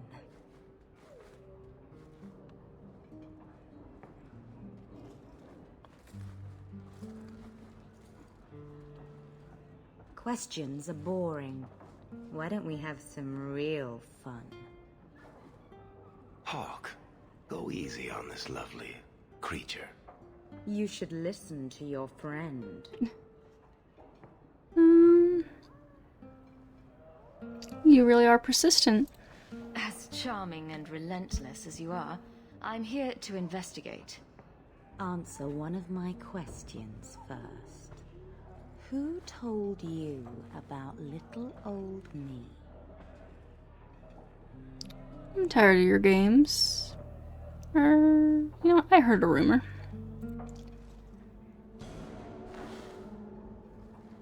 It was Vivica. She showed me her books. That wasn't so hard, was it? Is that blood magic on me? So Vivica sold me out, did she? That drab, pathetic little sewer rat. She will be dealt with. Just do one more thing for me. Draw your blade and bring it gently across your throat. I will not be toyed with. I'm the blood mage here, bitch. Oh, shit. Spare me, Monsieur. How'd you do that? What foul magic was that? Blood and desire in equal measure. I don't know why I asked that. I knew it was blood magic, because we're already using blood magic. Blood magic, then? Yes, Monsieur. Please don't kill me. Tell me everything, now. You're going to answer all my questions. And if there's even a hint of magic... Tirani put me here, to send biddable Templar recruits to the Sanctuary. 3 Spear Alley in the Undercity. I enchanted Wilmod and Karen weeks ago. But after they left these walls, I know not what came of them. Please, let me live. It's not my fault. It was all Tirani's idea. Tirani? Tell me about Tirani. She put me up to this. She said we can recreate the ancient Imperium. That mages can rule again, not serve. She says the Templars cannot hold against us if we stand up and fight. Oh, I'm sure Fenris would have loved hearing that if he was in my party right now. Anyways, tell me about the Sanctuary. This base of yours. How many other mages are there? Any other defenses? People go in and out all the time. Sometimes a handful, sometimes more. There are traps. Magical traps. There's a hidden switch at the front. It turns them off. That's all I know. Well, I mean, I'm not gonna send you to the Templars, because Kyrix doesn't believe in being imprisoned. Yeah. Kyrix doesn't believe in imprisonment by the Templars, nor, like, tranquility and all that stuff, so, I guess we're just gonna kill you. You're just too dangerous. You have to die. No.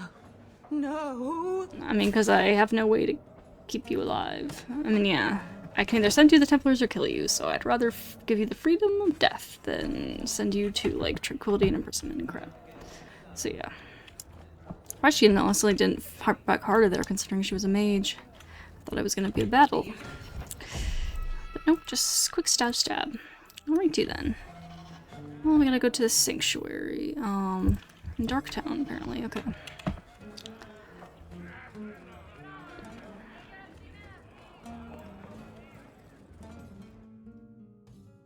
I thought that was gonna be a place to...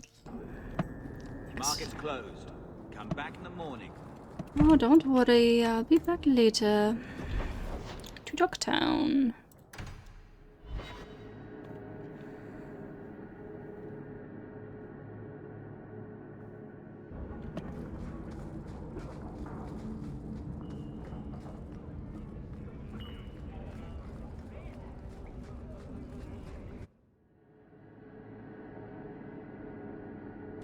We should go carefully. Who knows what this many blood mages may have summoned to defend themselves. Don't worry, we got blood magic on our side too. Everyone stays. And I got a new spell. We can find out how good it is here in just a minute.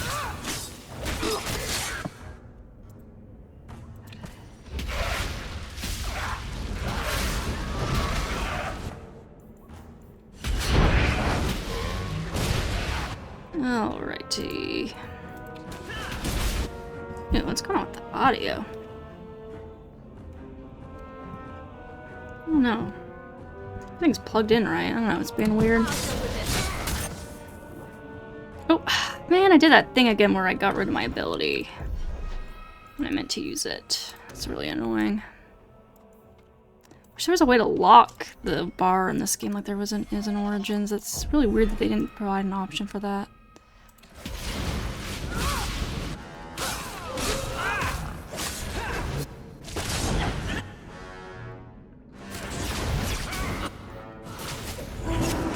Inferno.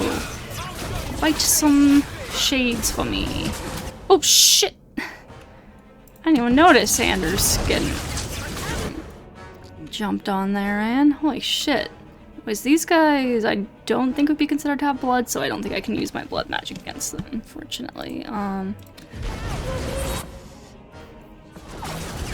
Holy shit, okay. I don't know if we're gonna be able to do this. To be honest. This is pretty bad and our healer is dead, so I think I might reload that one. Because I did not notice that Anders was getting jumped up on so badly there. My bad. We should go carefully. Who knows what this many blood mages may have summoned. You weren't kidding, Anders. I kind of fucked up there, sorry. I was not being careful enough. Wait, and they said something about a secret switch to get traps. I don't know if I'm gonna have to remember that here or not. Anyways, Inferno, come on. Yeah, no, something's going on with the audio. It's being weird. Just a second.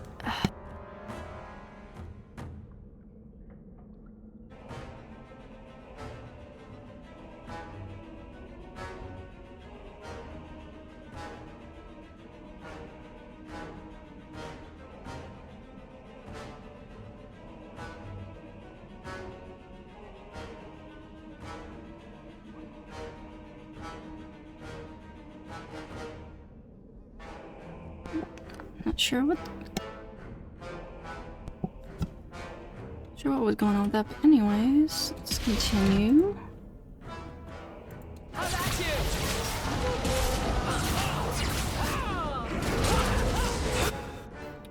Anders live. Who's hitting Anders? Oh, Wait, no, that's not Anders, that's Varric. Where's Anders?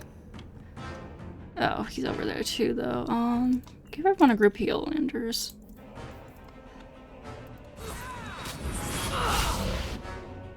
Okay, let me switch the blood magic on. And try out this new...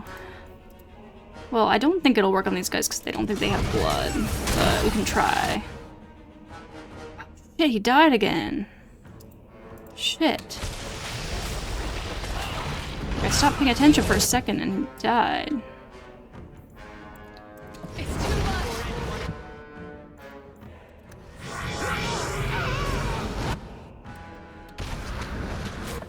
Shit, okay. Sorry, gotta reload again.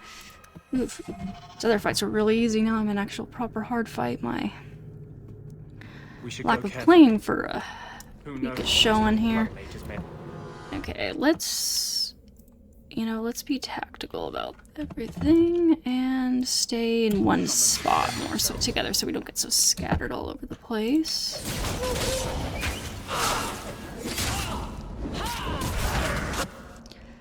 And then that'll make the AoE work a little bit better here too.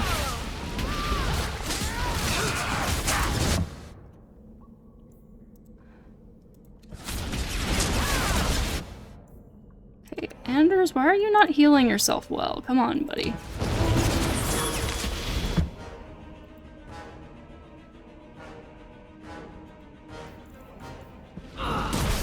Why is he not doing anything? What the hell? I turned off hold. Your tactics should be on, right? Yeah, your tactics are set up. I don't know why you're not doing anything. Fight. People, fight. Hello.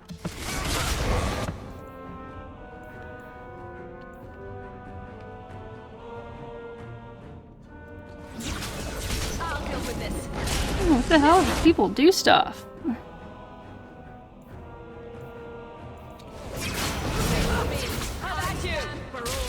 Yeah, I don't know if they're considered to have blood or not.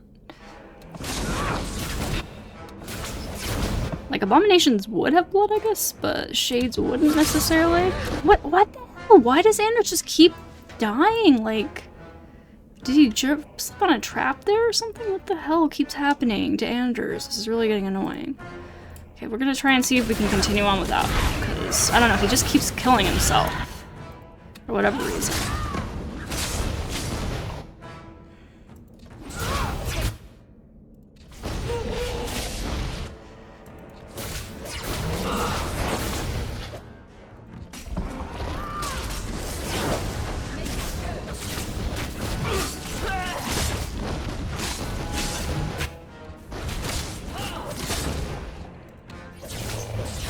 Yeah, I don't know. What the hell? Why is Varric doing nothing now? What the hell?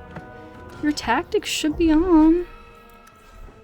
Like, you should know to attack on your own. What the hell? I shouldn't have to babysit you so much. He's just standing there doing nothing. What the hell? Attack.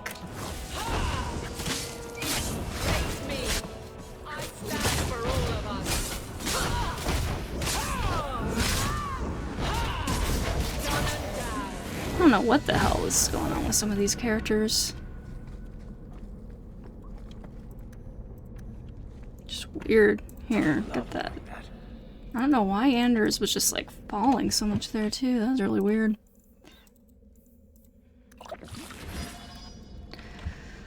Weird and annoying, but anyways, let's see. Lean's gotta level up. Let's get up some more.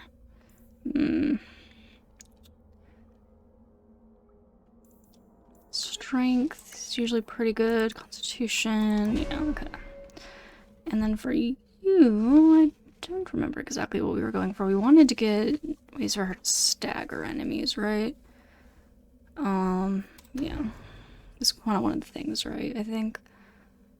Ooh. Strip damage resist, that would be nice. I think we'll go for that, yes. So that's just straight up useful here.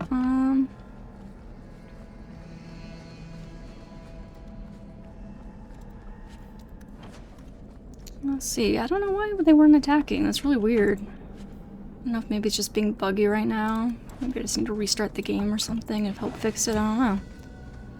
Hopefully it's not going to be a long-lasting issue or something. Let's see, the veil. I think I remember reading this in Origins.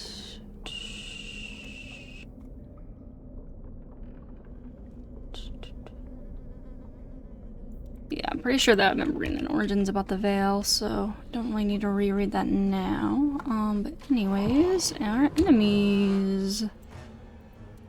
Now these ones I know definitely shouldn't have blood, right?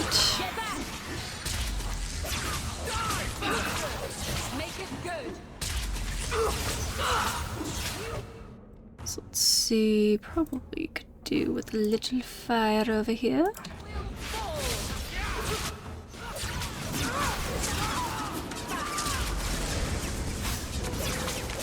Anders, why are you not healing yourself? It's like all of a sudden they're not following their tactics or something. It's really weird. Like he's... Oh, is it because... Wait, why is there like an empty tactic here? What does that deal with that? Huh. Is that somehow was causing it so that he wasn't doing any of his other stuff? That's really weird.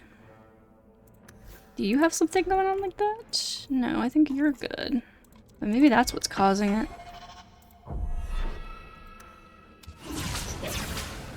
Let's see. You should hopefully start healing. Heal yourself, Anders. You're supposed to be our healer. That's your main point. If you don't do that, you aren't that much good to us, to be honest. You do get results, don't you? Yes, we do, Vedic. We very much do.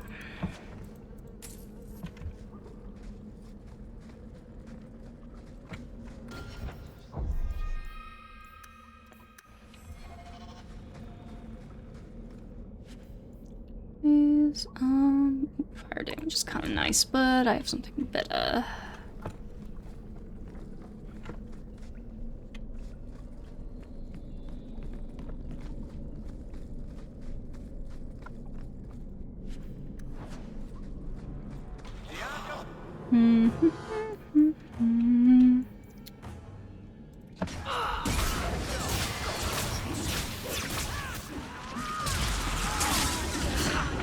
Alright, everyone go for the scary sword and shield lady.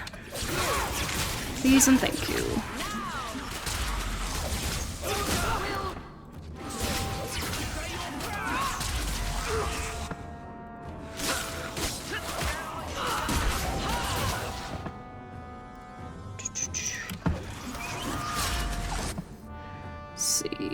Let's try some of this.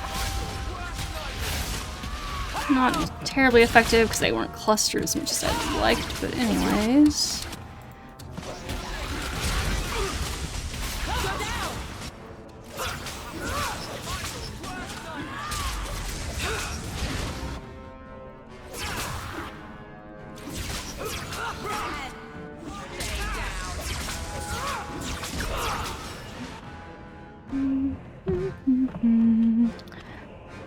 Right, is that it? Vedic leveled up. Sweet. Thinking cap. Interesting. Not interesting enough to put on, though.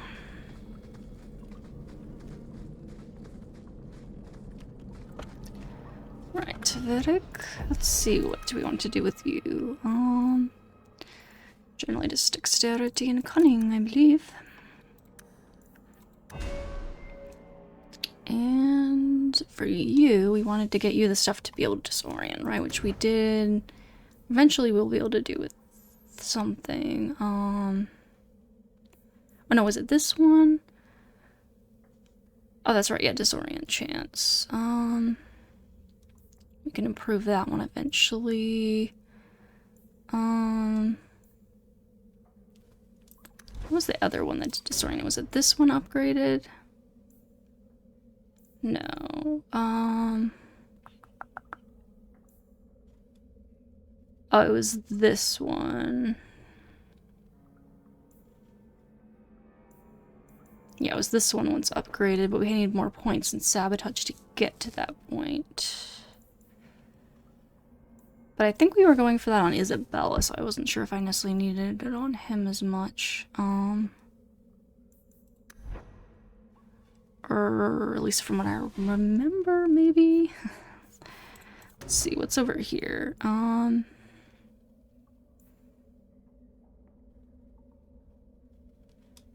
don't know if we really like need more like offensive abilities on him so much right now.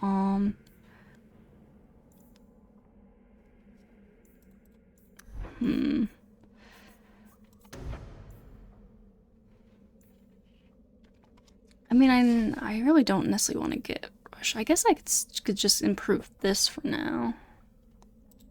And then that'll allow me to get access to the confuse, because I really just don't need the rush.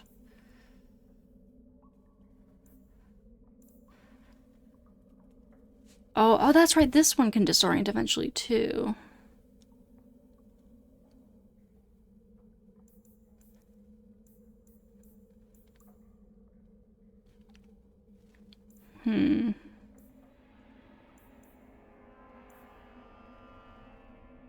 That's right, that one can eventually be good too, but I guess for now this is probably alright since he does use his flask a good bit, I believe, to stun, which is pretty nice. So, okay. This should be good. Onward. Oh, shit. What are they trying to do? Ruin my boots. Sorry, Varric, I did not notice that trap. In time to have you disarm it. Thankfully, the enemies did not come at us after that, though.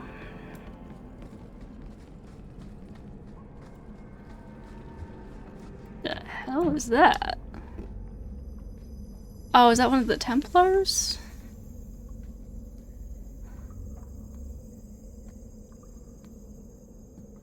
How wonderful. More vessels for our experiments. Where is Karen? Perhaps the demons will find one of you suitable. Always the demon thing. Can't you people say no? I am not some hopeless waif that ran crying to a demon.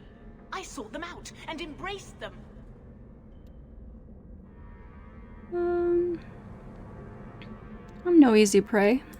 You do know I cut a path through your abominations, right? Good, good. The demons like spirit. If a few more Templars fall to the demons, we can seed chaos in their ranks. How many abominations can they discover amongst their own before it drives the Knight Commander crazy?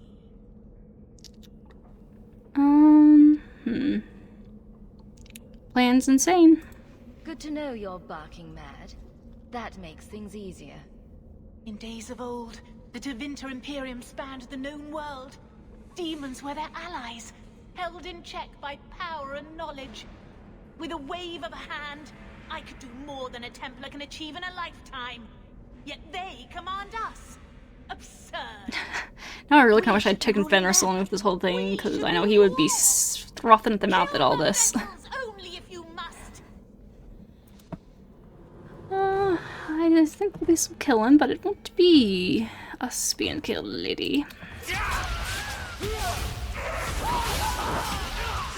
Okay, we probably all want to focus our attention on this lady when we can, though obviously we can't right now necessarily, because she's got her stupid thing up, which I don't think we can actually disarm, unfortunately. Dispel, I mean, unfortunately. Unless he's disoriented, which eventually will be really useful when I have... Because what is it, the benefits from that again that I'm gonna get? I'm trying to remember. This one, this is versus staggered, okay.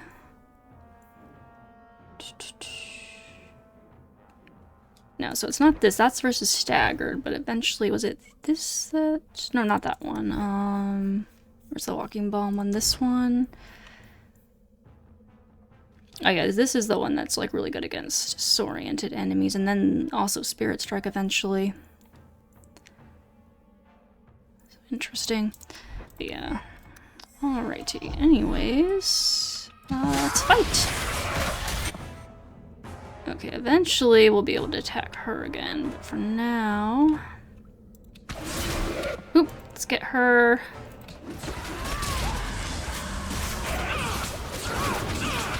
Ooh, we interrupted the shit out of her. That was beautiful. Anders, why are you not healing yourself all of a sudden? It's like he's just straight up not doing anything. The heck, is he like bugged? Heal yourself. Like, fucking hell. Like is he just standing there not doing anything? And Varric too? Like... Oh shit, okay, now he's at least healing. Good. Okay, come on, Inferno, help out, please. Oh shit.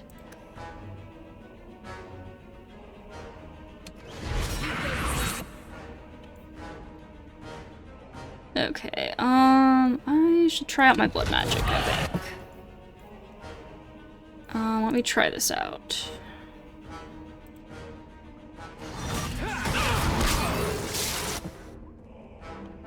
Okay, and Varric, I think you just need to take a drink. I'm also going to need to heal.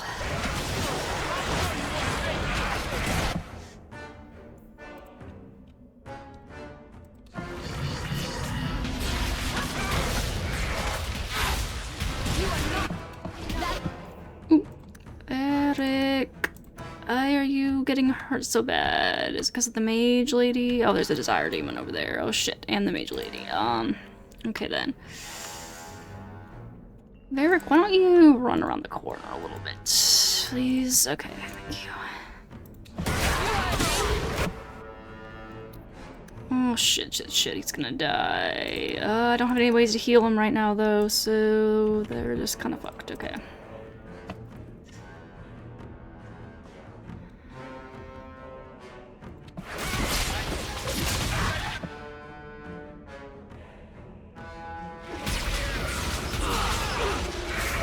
Oh shit. Anders, live. Varric is a lost cause right now. Okay. What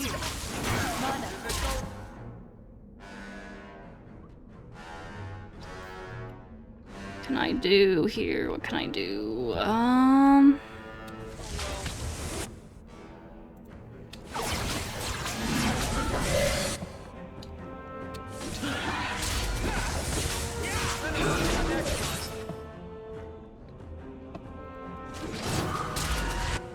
Okay, I don't know where she's gonna go next.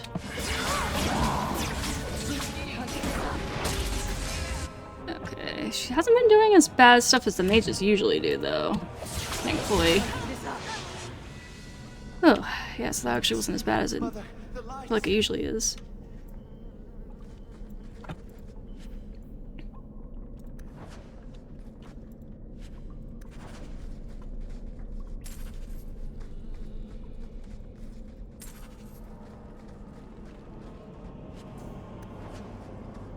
Anything good for me? Oh, there's the hood of the spiral eye. But I kind of like what I got. I mean, right now. To be fair. Anyways,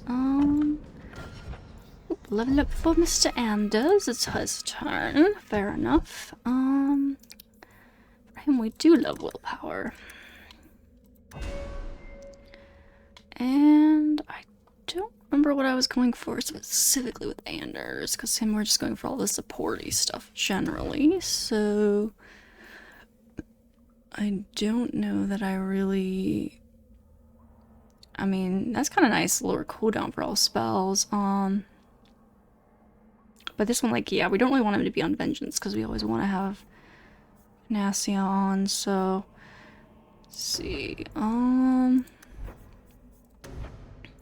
actually, we could upgrade Barrier, which would be nice, but we don't have the ability to do that yet. And eventually we can upgrade this as well, but we also need more stuff.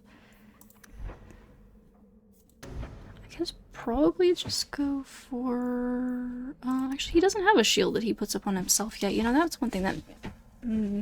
but I don't know if we can afford to put up on a shield on him, though. Well, he uses this, which helps the whole group, right? Oh yeah. We can upgrade it. Take off damage and crit chance. That would be kind of nice. Or we could start going for some of this other stuff in here. Because we need more points in Arcane to get that.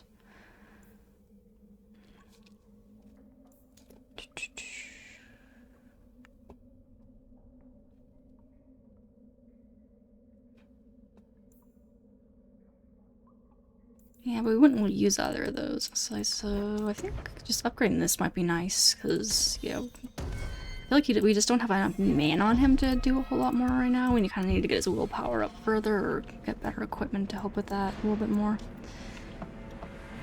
Anyways, hey Kieran. Oop, just saw the interact point. Oh, there we go. You're free!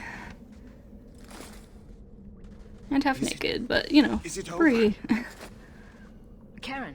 Yes, that's my name. Oh, thank the Maker. I thought he had abandoned me. But is it only Karen? It could be Karen +1. A very nasty +1 at that. Good point. The cage has opened. Thank Andraste. Is he possessed, Anders? Any chance you can tell if Karen has an extra passenger? Well, there's one sure way. What was that about? If there was a demon in there, it would have defended itself. Looks like he's clear. You can leave. Go ahead and leave, Karen. You've been through enough.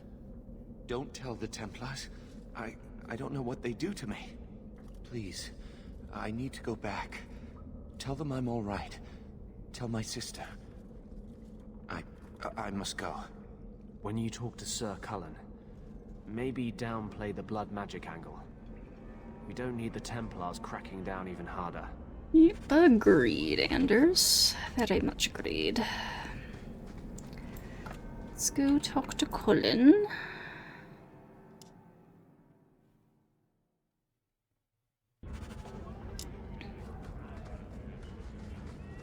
Presumably back in the gallows.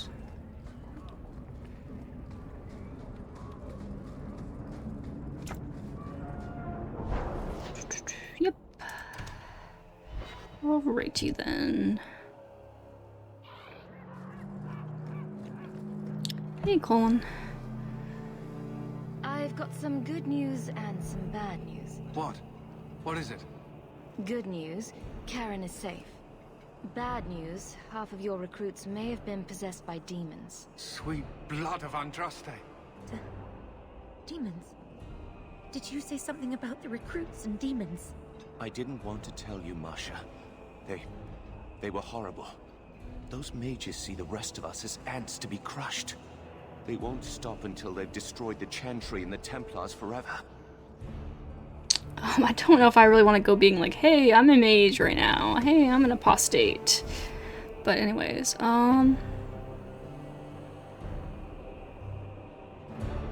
it's the Templars' fault. Mages have been systematically abused by the Templars for 1,000 years. How can you say that after what you've seen? Mages cannot be treated like people. They are not like you and me. Surely that's a little harsh. They are weapons. They have the power to light a city on fire in a fit of pique.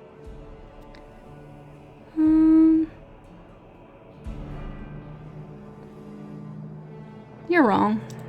Mages are humans and elves, just like the rest of us. Many might go their whole lives thinking that. But if even 1 in 10 falls to the lure of blood magic, they could destroy this world. For now, Karen, unless it is proven you are free of demons, I must strip you of your commission immediately. No, you can't really think that. Karen's fine. He's safe. Please, sir. I tried to resist. I never took anything they offered. I need this position, or my sister can't eat. I've been training for 5 years. I'm kind of confused. I'm confused because I literally was like, I'm not going to tell the Templars. Like, I literally did the option of, like, I'm not going to tell the Templars, like, go and be safe. And, yeah, we end up talking to Templars anyway. I don't know, it's kind of weird. It was kind of like a non-choice almost right there. Kind of seems almost like it was going against what I chose. Anyways,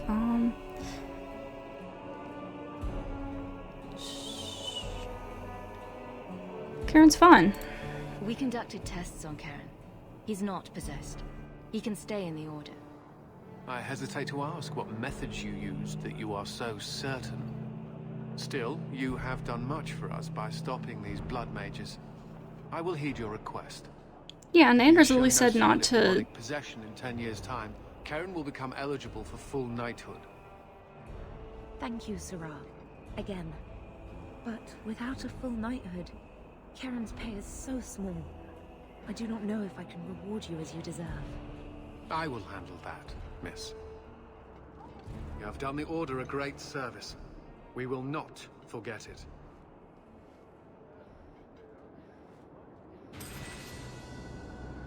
Yeah, I don't know, that was really weird. It's like, I was like, I'm not gonna tell the Templars, but I end up kind of telling them anyway, and Anders is like, play down the blood magic gambler, and I didn't really have a choice on that, so that was really weird. But at least Anders liked it. I guess that's just it was. It kind of feels like it was supposed to be more of a choice, and then they kind of had to funnel it more than they meant to or something. I don't know, that seemed kind of weird. Anyways, so now that that quest is done, though, we're basically just at the point of the Deep Roads Exposition, I think. Yeah, because... Oh, what's this? Half finished, half reasoned, and likely drop down a sewer in exactly the way a self-important fool might react if a Templar looks in its general direction. Oh, okay, that's just one of those little delivery quests, so we can go do that real fast then, I guess. Go to the Lowtown Bazaar. Let's see, said Lowtown, didn't it? Yeah, there we go.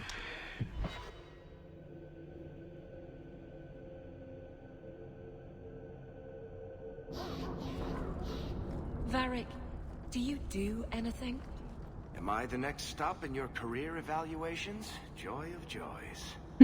You watch and you talk. Is that it? You are dismissing hallmarks of both the utterly ineffectual and the incredibly dangerous. I don't know what you mean. It means coins flow when I talk and when I shut up. Like if you got paid to guard or unguard. That makes no sense. Good. Okay, then. Ah, Varric. Varric. You are one of the best. Sure.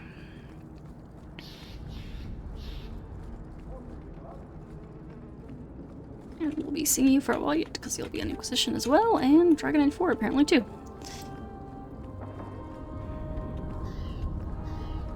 Anyways, hey dude, I got something for you. Thanks for the money. I can't accurately express my gratitude, but thank you. Anyways, where is a place for me to sell junk? Go sell all my junk and any other crap that I don't need, I guess.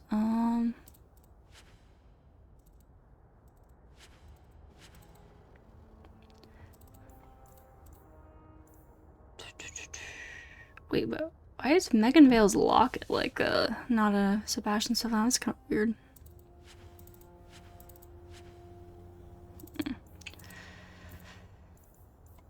Anyways, so that is that, and then let's turn off the select all here before I forget. Turn off blood magic before I forget.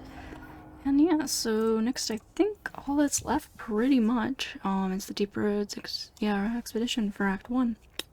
So for now, let me go catch up on the Codex because we did grab a bunch from the DLC stuff. So let's go take a look at that real fast.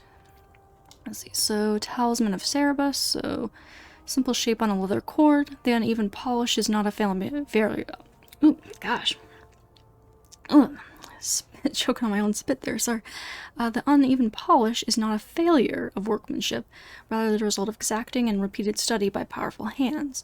Black glimmers curl just beneath the surface that should be solid, and there are glimpses of a core that seems to be carved from a piece of horn.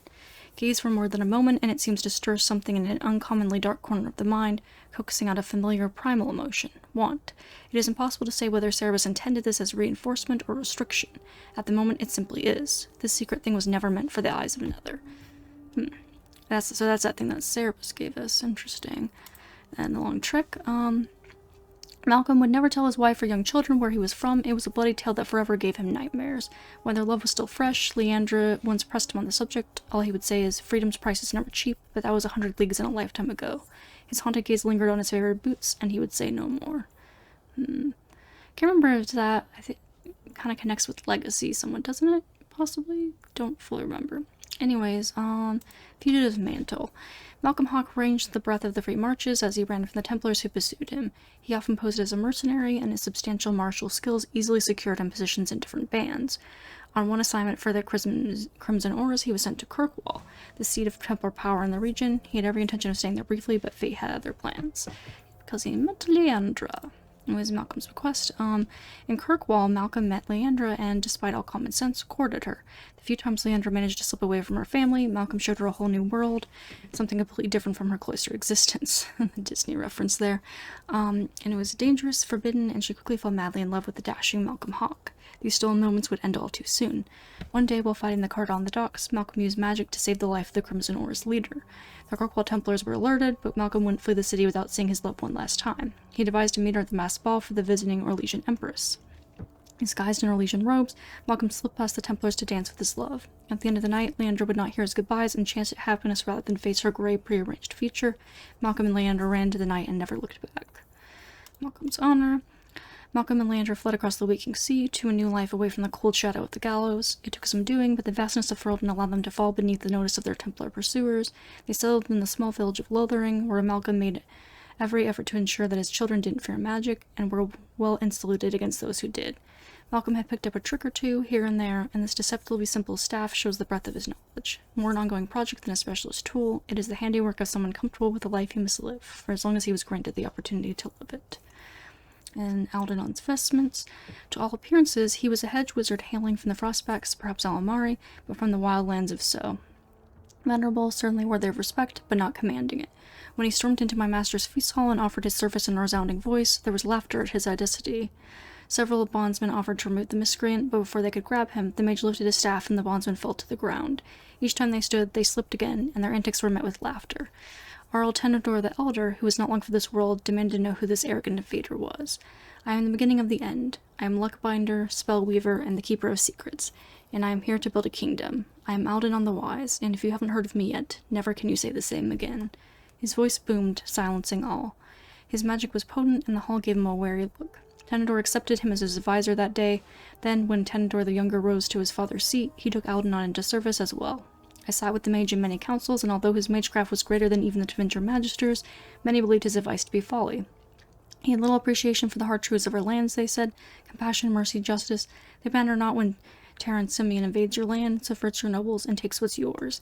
He grew bitter and impatient with us and ours, and these sentiments were often returned. Brothers could see he had a vision of something better than the endless petty wars of Terrans and Arls.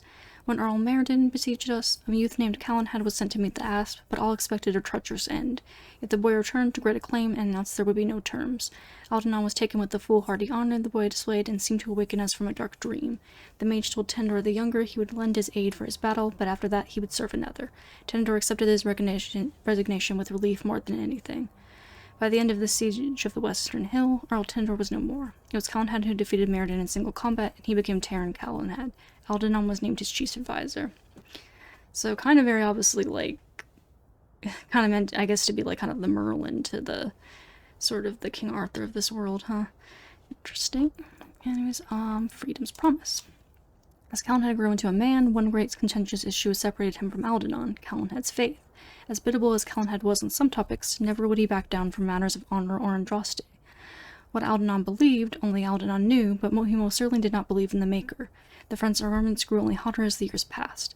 But that aside, the union of Calenhad's peerless honor and Aldenon's ingenuity overcame every obstacle set before them. Rivals turned into friends, treacheries were uncovered, and impossible battles won. But as we turned to Terran Simeon, no one rested easy. Terran Simeon's host now outnumbered us many times over. He controlled the holy city of Denerim. Many great and terrible warriors had sworn him fealty. Aldenon conceived a plan to enlist strong allies, and Calenhad went into the Brazilian forest to make it so. But unbeknownst to the mage, Calenhad had made contact with the Chantry. When Calenhad returned to the head of the Ash Warriors as Aldenon expected, so as well did Templars and Circle Mages join our host. Aldenon was in such It was in a fury such as I've never seen. He wanted a kingdom of free men, of moral people beholden to law, where a common man could tend his land safely and at peace. He lifted his staff and has always echoed through the hills. A civilization cannot be civil if it condones the slavery of another, and that is what this circle is. But by accident of birth, those mages would be free to live, love, and die as they choose. The circles will break, if it be 1 year, a decade, a century, or beyond. Tyrants always fall, and the downtrodden always strive for freedom. Then Aldenon left, and although Lady Shayna slew me in that day and Callan had ruled the United Kingdom, my liege was not the same without his mentor and friend. We live in the kingdom built on the dreams of two great friends, and we are lessened by Aldenon's departure. Interesting. Robes of the Pretender. As the Chanter's hold on the kingdom grew, and Aldenon's rebel mages were claimed one by one, the great Callan had came to regret letting the circle form in his kingdom. Certainly he missed his old friend's counsel, and then Callan had disappeared, leaving Crown and Kingdom to his unborn son. One story says he tracked down Mardarel the Elusive, the only one of Aldenon's apprentices who was never captured. Alan had managed what the Templars could not and found the mage. He asked Mardarel where Aldenon had fled to, but Mardarel refused him. The next night the king asked again, and was again refused, so he began to tell Mardarel his whole life story. After a full week, the king reached the end of his tale, and Mardarel heard the regret in the king's words. So the mage broke a solemn vow and told Callan where his old master had gone. Callan had thanked him and left to find his truest friend. Whether Callan had ever found Aldenon, what they said, and whether they made amends, only the Maker knows. But that's the last anyone ever saw our king. Story retold and retold many times by apprentices in the Circle Tower for Eld. Interesting. Wisdom's Eye. Although his vestments are legendary, Aldenon also weaved many subtle and potent enchantments into his cap during the years he fought against the Circle Tower of Ferelden. He claimed he could use Wisdom's Eye to even see the future. Certainly the innumerable times he and the other rogue mages escaped the Templars lend some credence to the claim. When Aldenon's band numbered fewer than the fingers of one hand, he donned his hat and meditated a full day. When he awoke, he said the Maker in the Circle had won, and he bade his apprentices run. He was never heard from again.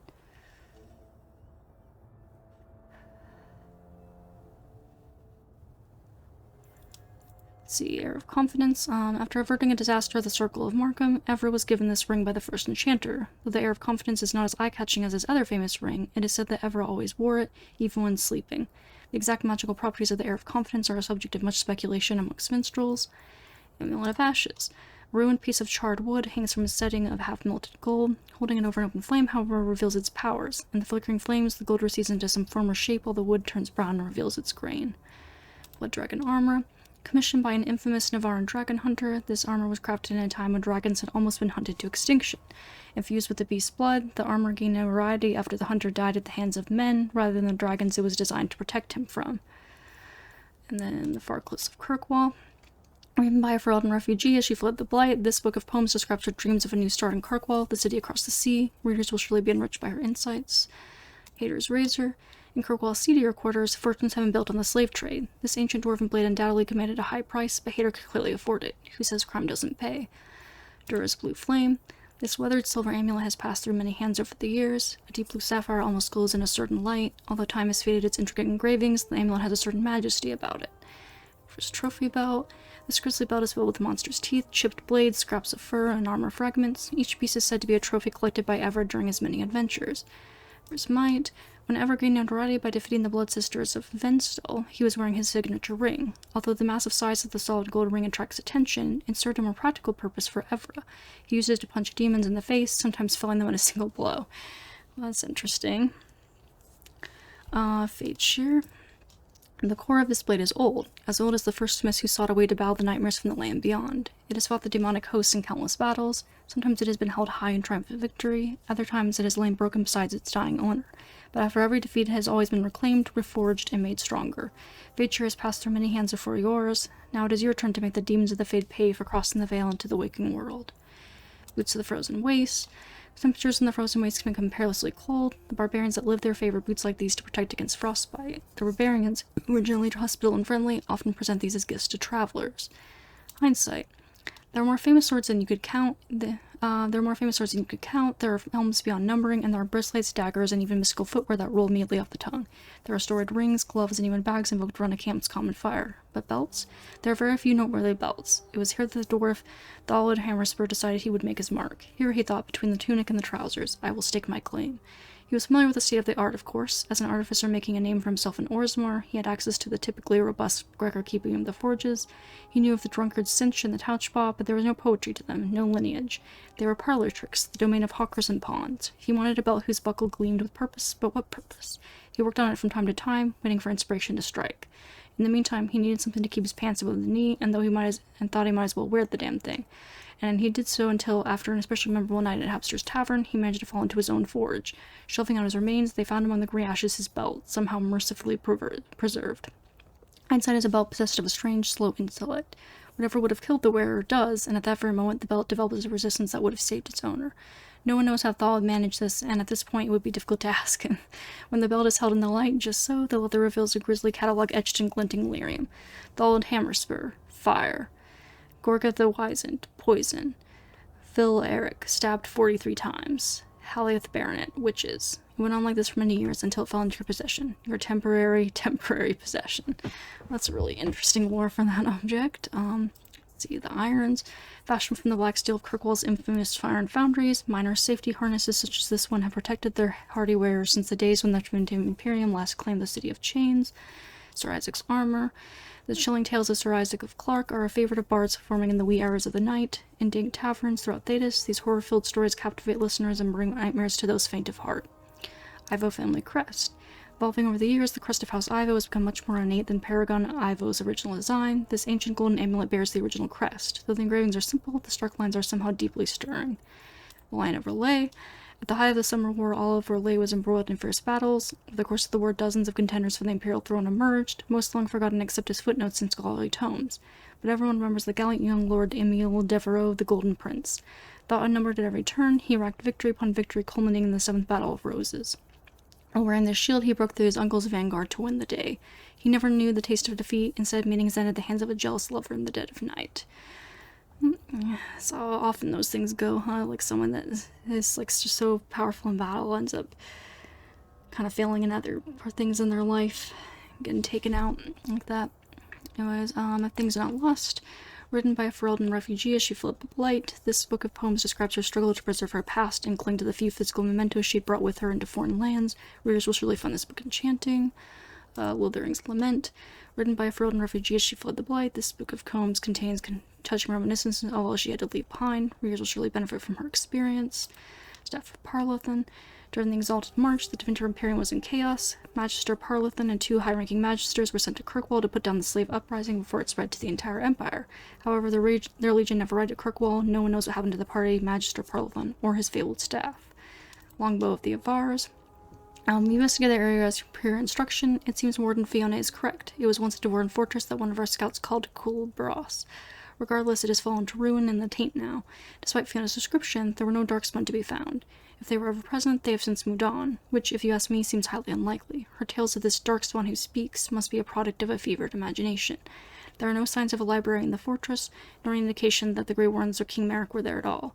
One of my men did, however, find something in a section of the deep roads not far away, a longbow of our origin amid darkspawn corpses, the age being hard to judge considering how the creatures deteriorate. I suspect the bow belonged to Kellap Morgan, the warden who sacrificed himself to facilitate Fiona's escape. So he put up an impressive fight. We found no evidence of his body, sadly. I shall send the bow to you in Weishaupt. The letter found the body of a cur killed by bandits in the Anderfells. Interesting. That's like a reference to that one book by David Gator about their trip into the deep roads or whatever, right?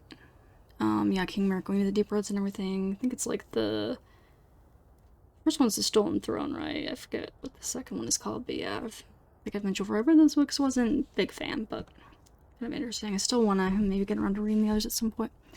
Anyways, Bard's Honor.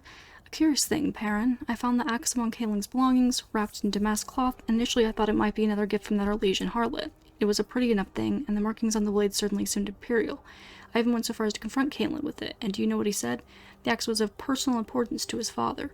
So why wasn't it buried with his ashes, I asked. Because my mother wouldn't have approved. I wondered if he was lying, but Kaelin's terrible at it. I did some digging, and are you aware there was an elven woman seen in Merrick's company shortly before the Battle of River Dane? There was a rumor, I understand, that they were lovers, and that she was a bard. Was Merrick being blackmailed? I wonder if this has anything to do with that mysterious bequeathment to those elven families in Arlay. Of course, I had Kaelin dispose of the axe immediately. From a letter written by Queen Honora of Ferelden. Interesting. Arms of the River Dane. The Battle of Riverdane is among the most famous in Ferelden's history, fought at the onset of the Dragon Age in a bid to secure the country's independence from Orlesian rule. The Ferelden army was cobbled together from commoners and bands who had turned against the Orlesian usurper, King Megran. Even so, under the leadership of Logan McTeer, they scored an astounding victory against a large force of chevaliers fording the River Dane. Afterwards, Logan was hailed as a Ferelden legend, and for a time veterans of the battle enjoyed similar status. The soldiers' possessions became prized mementos, in particular the suits of armor belonging to those early supporters who joined Merrick after the death of his mother, Mora, the rebel queen. Folktales suggest that the Maker's blessing lives on in the armor those brave allies wore on that fateful day. Fiona.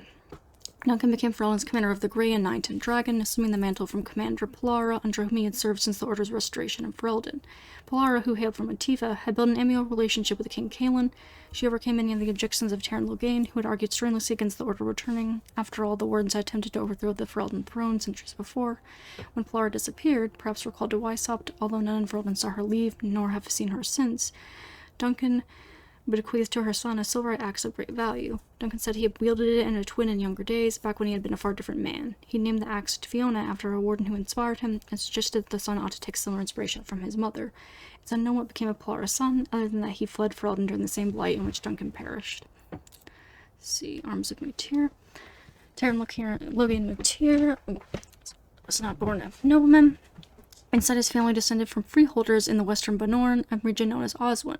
His father, Gareth, would have had no surname of his own. He likely would only have described himself as of Oswin or Ban Iswin, as the region would have been known in the Old Tongue.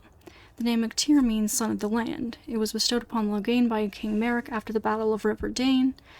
The Ferelden people considered the name highly appropriate to them. Terran Logain was a son of the entire nation, and he was famously said to have told a crowd that Ferelden will forever be part of his blood. After Logain's betrayal of King Kaelin at Ostagar in 930 Dragon, the general became as reviled as he had once been revered. His manse in Gorn was looted and many of his personal possessions stolen, among them the armor he wore at the Battle of River Dane. The armor is said to have had special significance to the man. One peculiarity of the armor was a square of red silk pinned to one of the shoulder belts. For luck, Logain once explained. See, King Merrick's helm.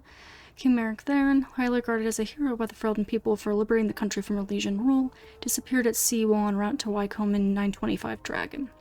He was to attend a gathering of the Marcher Lords in an attempt to forge a union in the north, and when he failed to appear, the Free Marches fell back into the petty squabbling that they are infamous for. Terran Logain spent almost 2 years searching for his lost friend, consuming much of the royal treasury and the majority of the Ferelden navy. The search was futile, and when Logain claimed that Orlais had purposely sunk King Merrick's vessel in order to prevent Marcher unity, he was called off by his daughter, Queen Honora, and united Banorn. It was time to mourn the king, they said, and so in 927 a massive state funeral was held in Denram's chantry. To this day, rumors insist that Merrick is still alive, perhaps held in an Orlesian prison somewhere.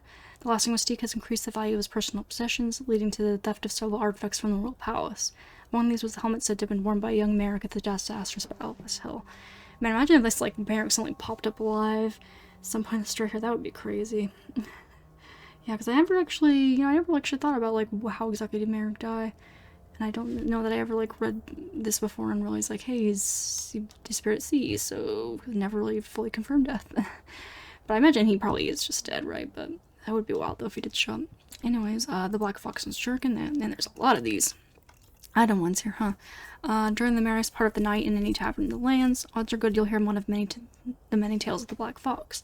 A scoundrel and a hero, the Black Fox's mixed adventures took him and his band throughout Thedas. He's blamed for many thefts, a few murders, a revolution, and almost a kingdom-wide civil war, but every one of his deeds were designed to thwart tyranny and oppression. The final tale the Black Fox tells of him and his band searching for the sunken city of the elves deep in the forest of Arlathan, where he parted with this Jerkin in a less than voluntary manner. Right? His message to the king.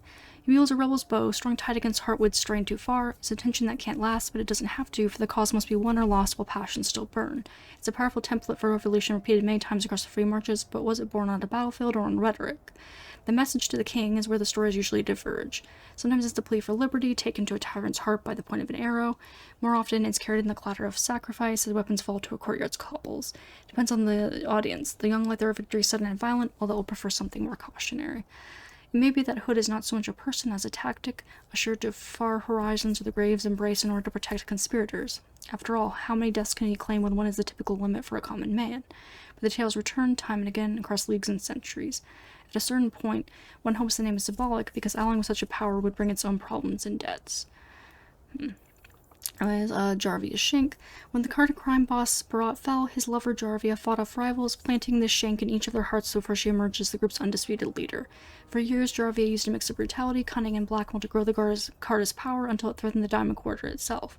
When King Ender and Idukan died, some whispered that Jarvia planned to force the Assembly to recognize the rights of Dusters in Orzammar. Others said she planned to overthrow the nobles entirely. The truth will never be known, though. She was killed in cold blood by the hero of Ferelden. Oh, killed in cold blood, yeah, but I mean, in self-defense also. Let's not forget that. Anyways, the Lion's Claws.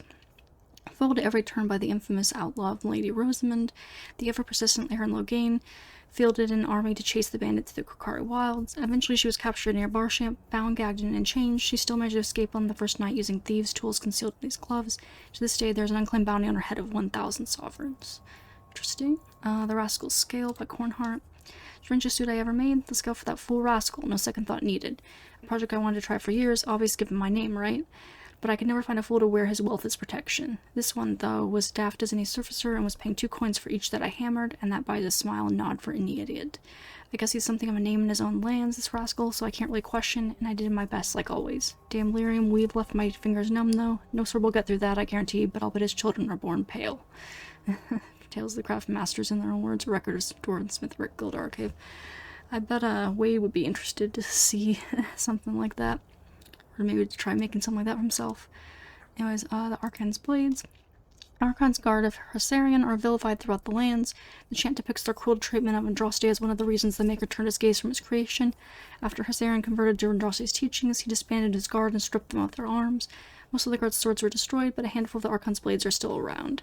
Perhaps one of the blades here drew the prophet's blood as the Archon interrogated Andraste before her execution. Beregran the Bold. Beregran the Bold was either a hero or a traitor, depending on how you look at it. Before exile was common among the dwarves, only the most heinous crimes warranted a dwarf being stripped of house and sent to the surface. Beregran qualified and was banished on accusations of regicide after killing a dwarven king on the Proving Sands. Beregran spat on the assembly that announced his sentence before strapping on his armor and leaving Gundar. Living on the surface, Beregran's incredible fighting skills, tactical knowledge, and intellect built a naval empire centered in what would one day be Antiva. His more enduring legacy was teaching human smiths, engineers, and other crafters jealously guarded dwarven secrets. Cursed by dwarves and hailed by humans, Beregran became a figure of much controversy. As complicated as his life was, the story of Beregran's armor is even more checkered. His armor has passed through many heroes' hands over the centuries. Despite the advantages it gave them, no hero using it ever survived to old age. Yeah, but that could just be one of those things where it's like, you know, because those who end up getting the armor are more likely to die young because they're warriors already, right? It could be kind of just a coincidence thing. But then again, it is a world of magic, so who knows. It was the Edge of Night. I've never seen a lad so taken with an axe. He carried one of the old sodding things with him wherever he went. Practicing day and night, he drove his mother to distraction, he did. Even when he was fully raised into the warrior caste, he refused proper weapons, said he had the feel of an axe, and that's all he needed. Over the years, he spent a small fortune having smiths layer enchantments on them. Oh, how others would sneer at those ancient things. Well, they did until Beregran lopped off King Jegru's head on the sands. Sad business that, and Gundar was the poorer for it. And I'm not just talking about the king. The Empress's Point. As one of the early rulers of contemporary Relay, Empress Genevieve I created many of the traditions and practices of the imperial court. She employed the bravest and most skilled swordsmen to her guard. This Empress's arm, one of the main predecessors of the Chevaliers. Her guards were given a princely gift, an enchanted Tevinter blade. These blades were named for the Empress's darker side. When rivals overstepped their bounds, Genevieve was always quick to make them see her point. Interesting. Golden Princess Raiment. Tales of Emile Devereaux flourish among the Orlesian peasants. Excuse me. The dashing Golden Prince was a populist who raised a huge army from his common subjects by promising reform for the aging empire. Although he never won his imperial coronet, Lord Emile captured the hearts and minds of generations of Orlesian dreamers while wearing his golden armor. It is said that, as a young girl, even Empress Celeste was captivated by his stories. Right. The Ashen Cuirass. The charge of the Ash Warriors is a sight to behold. With hounds at their side and their fierce battle cries, the Ash Warriors have buckled the ranks of even stalwart veterans. And if the enemy line does hold, then the true test begins. Quill and ink is a poor medium to convey the sheer power of their rages. Despite the Ash Warriors' renown, several misconceptions persist. Some believe the mercenaries are predominantly Avar or chastened tribesmen. Certainly their armor evokes barbarian roots, but the men and women of the Ash Warriors are almost entirely civilized. In my travels as chronicler and surgeon, I spent several months with the Ash Warriors, although finding any willing to speak of their history was difficult. Stories I gradually elicited were chilling tales of hard men. One was an arsonist who joined the Ashwarers on the gallows, another had committed fratricide, and another's dire past I dare not recount. In joining the Ash Warriors, their crimes were forgiven, for it was as if they were never born. Even in legal records, their old life is erased, contracts voided, marriages annulled, records of birth erased. In this, they are much like the Dwarven Legion of the Dead. Their new lives are dedicated to redemption and service. My first night with the band, I was startled when they asked me to sing a few verses from the Chant of Light. Grim to a man and fearsomely garbed, yet they were as eager to hear the chant as the most faithful parishioner. I felt as the first missionaries must have, surrounded by barbarians. The more I learned of the Ash Warriors, the more questions I had. They are mercenaries who demand no pay, men with no past, consider the king's men yet beholden to no one. I could have traveled with them for many years and still have mysteries to uncover. Interesting. Dogs of War. And then Volcormith swung his mighty hammer, and the blow tore the Almari band's head clean off. He lay crumpled beneath the war leader, and Volcormith did shout, "You Canaan lovers, you who think you can defeat me, stand before me and my dogs. They are the dogs of war." He planted his blood-soaked hammer in the earth, and his enemies did quiver. But Victor would not go into the chase in that day, for Haftor approached and told, "I am Haftor, slayer of Darkspawn, leader of the Almari. No dog nor wolf alive frightens me." And so they traded blows for 3 days and 3 nights. Bruised, bloodied, and tired they grew. It was after 1,000 blows that Haftor's blade, Usaris, found Volcormith's heart. Then Haftor spake, "I banish the Chasian from these plains. I have taken the greatest of your men from you and claimed his weapon as my own. If ever you rise against me or my sons, we will take more than that." And so to this very day the Chasian never venture far from the wilds, and the children of Haftor still hold our lands free. Interesting. Harburg of Gilganig the Faithful. Not all of the Almari tribes flocked to Andraste, especially on the borders of the Kokari Wilds. Her words found scant purchase. Decades after her death, many Almari held true to the gods of their ancestors. Missionaries braved these hard lands only to become martyrs of the faith. And so it was until the Almari were embroiled in a bitter war for survival against the Chasins and Avars when the leader of the Ash Warriors, Gilganig, received a vision of Andraste. The charismatic barbarian traveled throughout Ferelden, telling his tale and unifying the fractious bands around the word of the Maker. The Ash Warriors ever since have been fervent in their faith to the Maker. To the Ash Warriors, Gilganig's armor is a religious relic, but it was lost in the Devarn campaign of 869 Blessed. Right, and the Mountain Fathers Haft. The Frostbacks run red with barbarian blood. We found their sacred caves and claimed them as holy relics. The soldiers came out of the mountain cave and brandished this weapon. The Avars rose up in a mighty furor. We had to put down every man, woman, and child. It was as they gone rabid. Before they perished, their witch woman pronounced a curse so vile and treasonous 3 soldiers had to be whipped to re-establish discipline. Our guide says this acts as a sacred weapon, a weapon of the gods. We plan to march further into the mountains to defeat the last of the tribes. Surely there cannot be more than 1,000 left. I have every confidence that by next spring these barbarians will plague us no more. Then we can turn our attention fully to the Chastened and Almari. Although this axe may look crude, I assure you that it is of enormous importance to these backwards people. Consider it the first spoils of many. Last letter to Magistrate Hilaria from the first winter expedition against the Avars. Well, that didn't end up turning so great for you, did it? Willem's Bulwark. From the fair and deadly Lady Shayna to his faithful squire Sir Tillers, much is known of the companions of Calenhad, the first king of United Ferelden, but seldom do bards recount tales of Willem, Hafir, and the Ash Warriors. While noble Calenhad was trying to assemble a nation, he found himself greatly outnumbered by Terran Simeon's forces. It seemed a foregone conclusion that Calenhad will fall, but on the advice of Alden the Wise, Calenhad ventured deep into the Brazilian forest in search of allies. Those woods have a fearsome reputation, and after a fortnight of waiting for their liege to re-emerge, his men lost hope. And then Calenhad returned with William Hafir by his side and the Ash Warriors behind him. Although the Ash Warriors' numbers were relatively few, they turned the tide in the Battle of the White Valley. Hafir and his men breached the enemy's van, allowing Calenhad and Lady Shayna to kill Terran Simeon and unite the land. Sitting at the Ash Warriors' campfire, listening to them tell of the prowess of Willem Hafir, it has become clear to me that his role in the formation of our kingdom is greatly underestimated. Right, finally finished all the items. Interesting lore, but man, a lot of it all at once. Let's see, what else we have? The city of Starkhaven. Starkhaven, the largest city in the Free Marches, sits on the bank of the great Menanter River. I remember my visit to the city quite clearly. I was taken up the river by barge, a cumbersome vessel that moved at a stately pace, and disembarked by the city's central square, an impressive space with marble fountains and surrounded by kingly estates. Starkhaven's wealth was truly a sight to behold.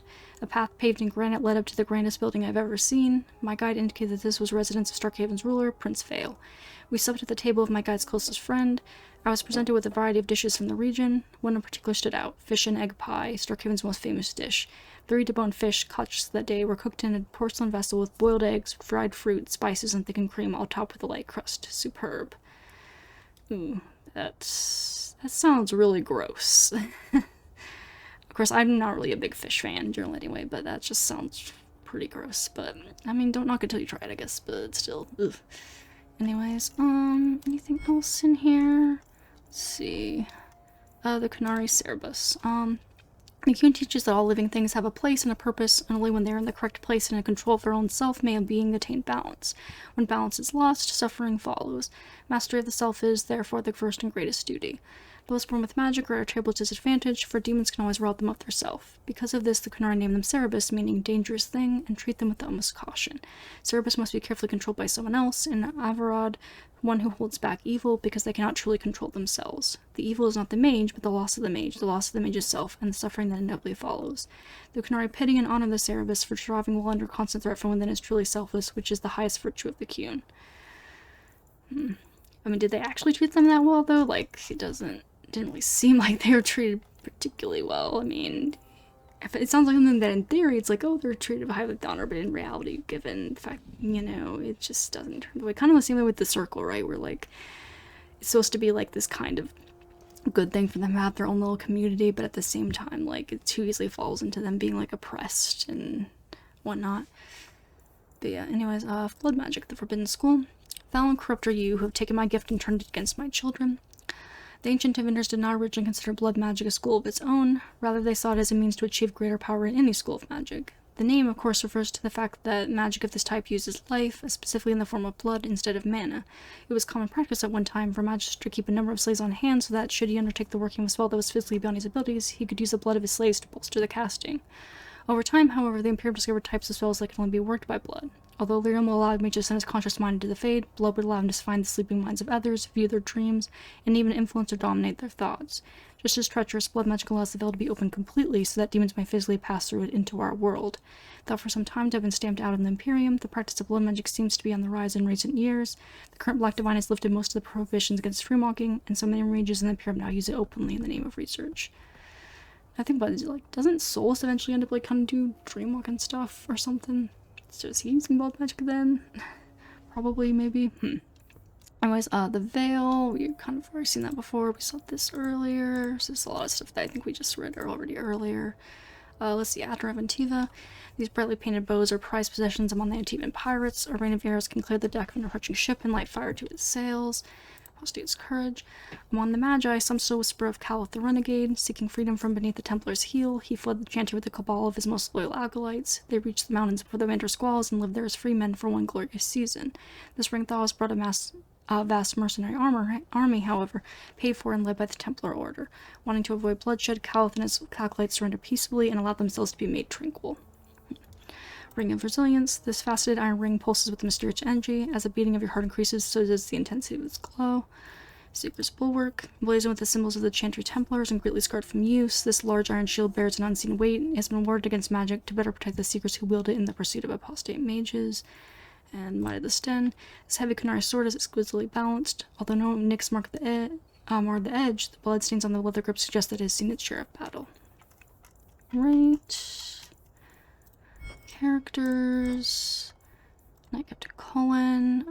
Knight Captain Colin was one of the few Templars who was survived the incident at the Circle of Magic in Ferelden. The possessed blood mage Uldred took over the tower, and in his madness he filled it with summoned demons and abominations. Colin was imprisoned, tortured, and forced to watch the slaughter of his fellow Templars.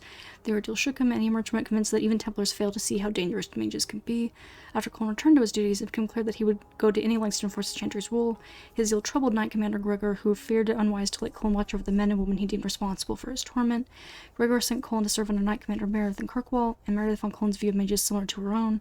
Out of her company, only Colin had seen mages' potentially terrifying power firsthand, and she believed he could influence the other Templars' views. Consequently, Colin rose quickly through the ranks to become Knight Captain and Meredith's second in command.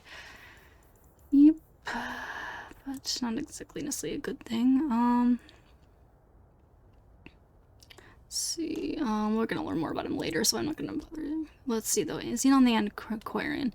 You received the invitation, then you are fortunate indeed. Xenon is no ordinary man, as you will discover for yourself when you enter the Black Emporium. The item you'll see resting in the chair is not one of the displays, rather it is the proprietor. It may speak to you, that's Xenon using the mystical bauble that has allowed him to communicate since he lost the power of speech. The story tells that Xenon was a Kirkwall nobleman in the Age of Steel, almost 300 years ago. Obsessed with the pursuit of eternal life, he made a deal with the powerful witch, some say it was the legendary Antivan Witch of the Wares, and his wish was granted. He obtained eternal life, but not eternal youth. His body became decrepit, and used his vast wealth to seek out ways to preserve it. Some were magical, many were dangerous, and almost all of them were unsuccessful. What remains is an immobile mass of twisted flesh, and I think Xenon's mind has slowly decayed along with his body. He hid away in the Undercity and has slowly amassed a collection that's sure to amaze. If he invited you, he thinks you have the coin he needs to further his research for a cure. Just don't think of stealing anything. The golem is not for show. Although you're free to look around the shop, I wouldn't suggest staying over long. You might be present for one of the baths. The servant gives him alley to keep his flesh from becoming completely desiccated. Trust me, you don't want that. Oh, yeah, that's pretty gross now, knowing exactly what the nature of him. Yeah, ugh. There's duty, we read that before. And tomes, yeah, okay. So that is it. We're all caught up on the codex again. Right. And so with that, all that we have left, I believe, now is to head into the Deep Roads Expedition to move things forward. But first, before that, I'm going to go ahead and take a break. So, for now, thank you for watching, and I will see you later.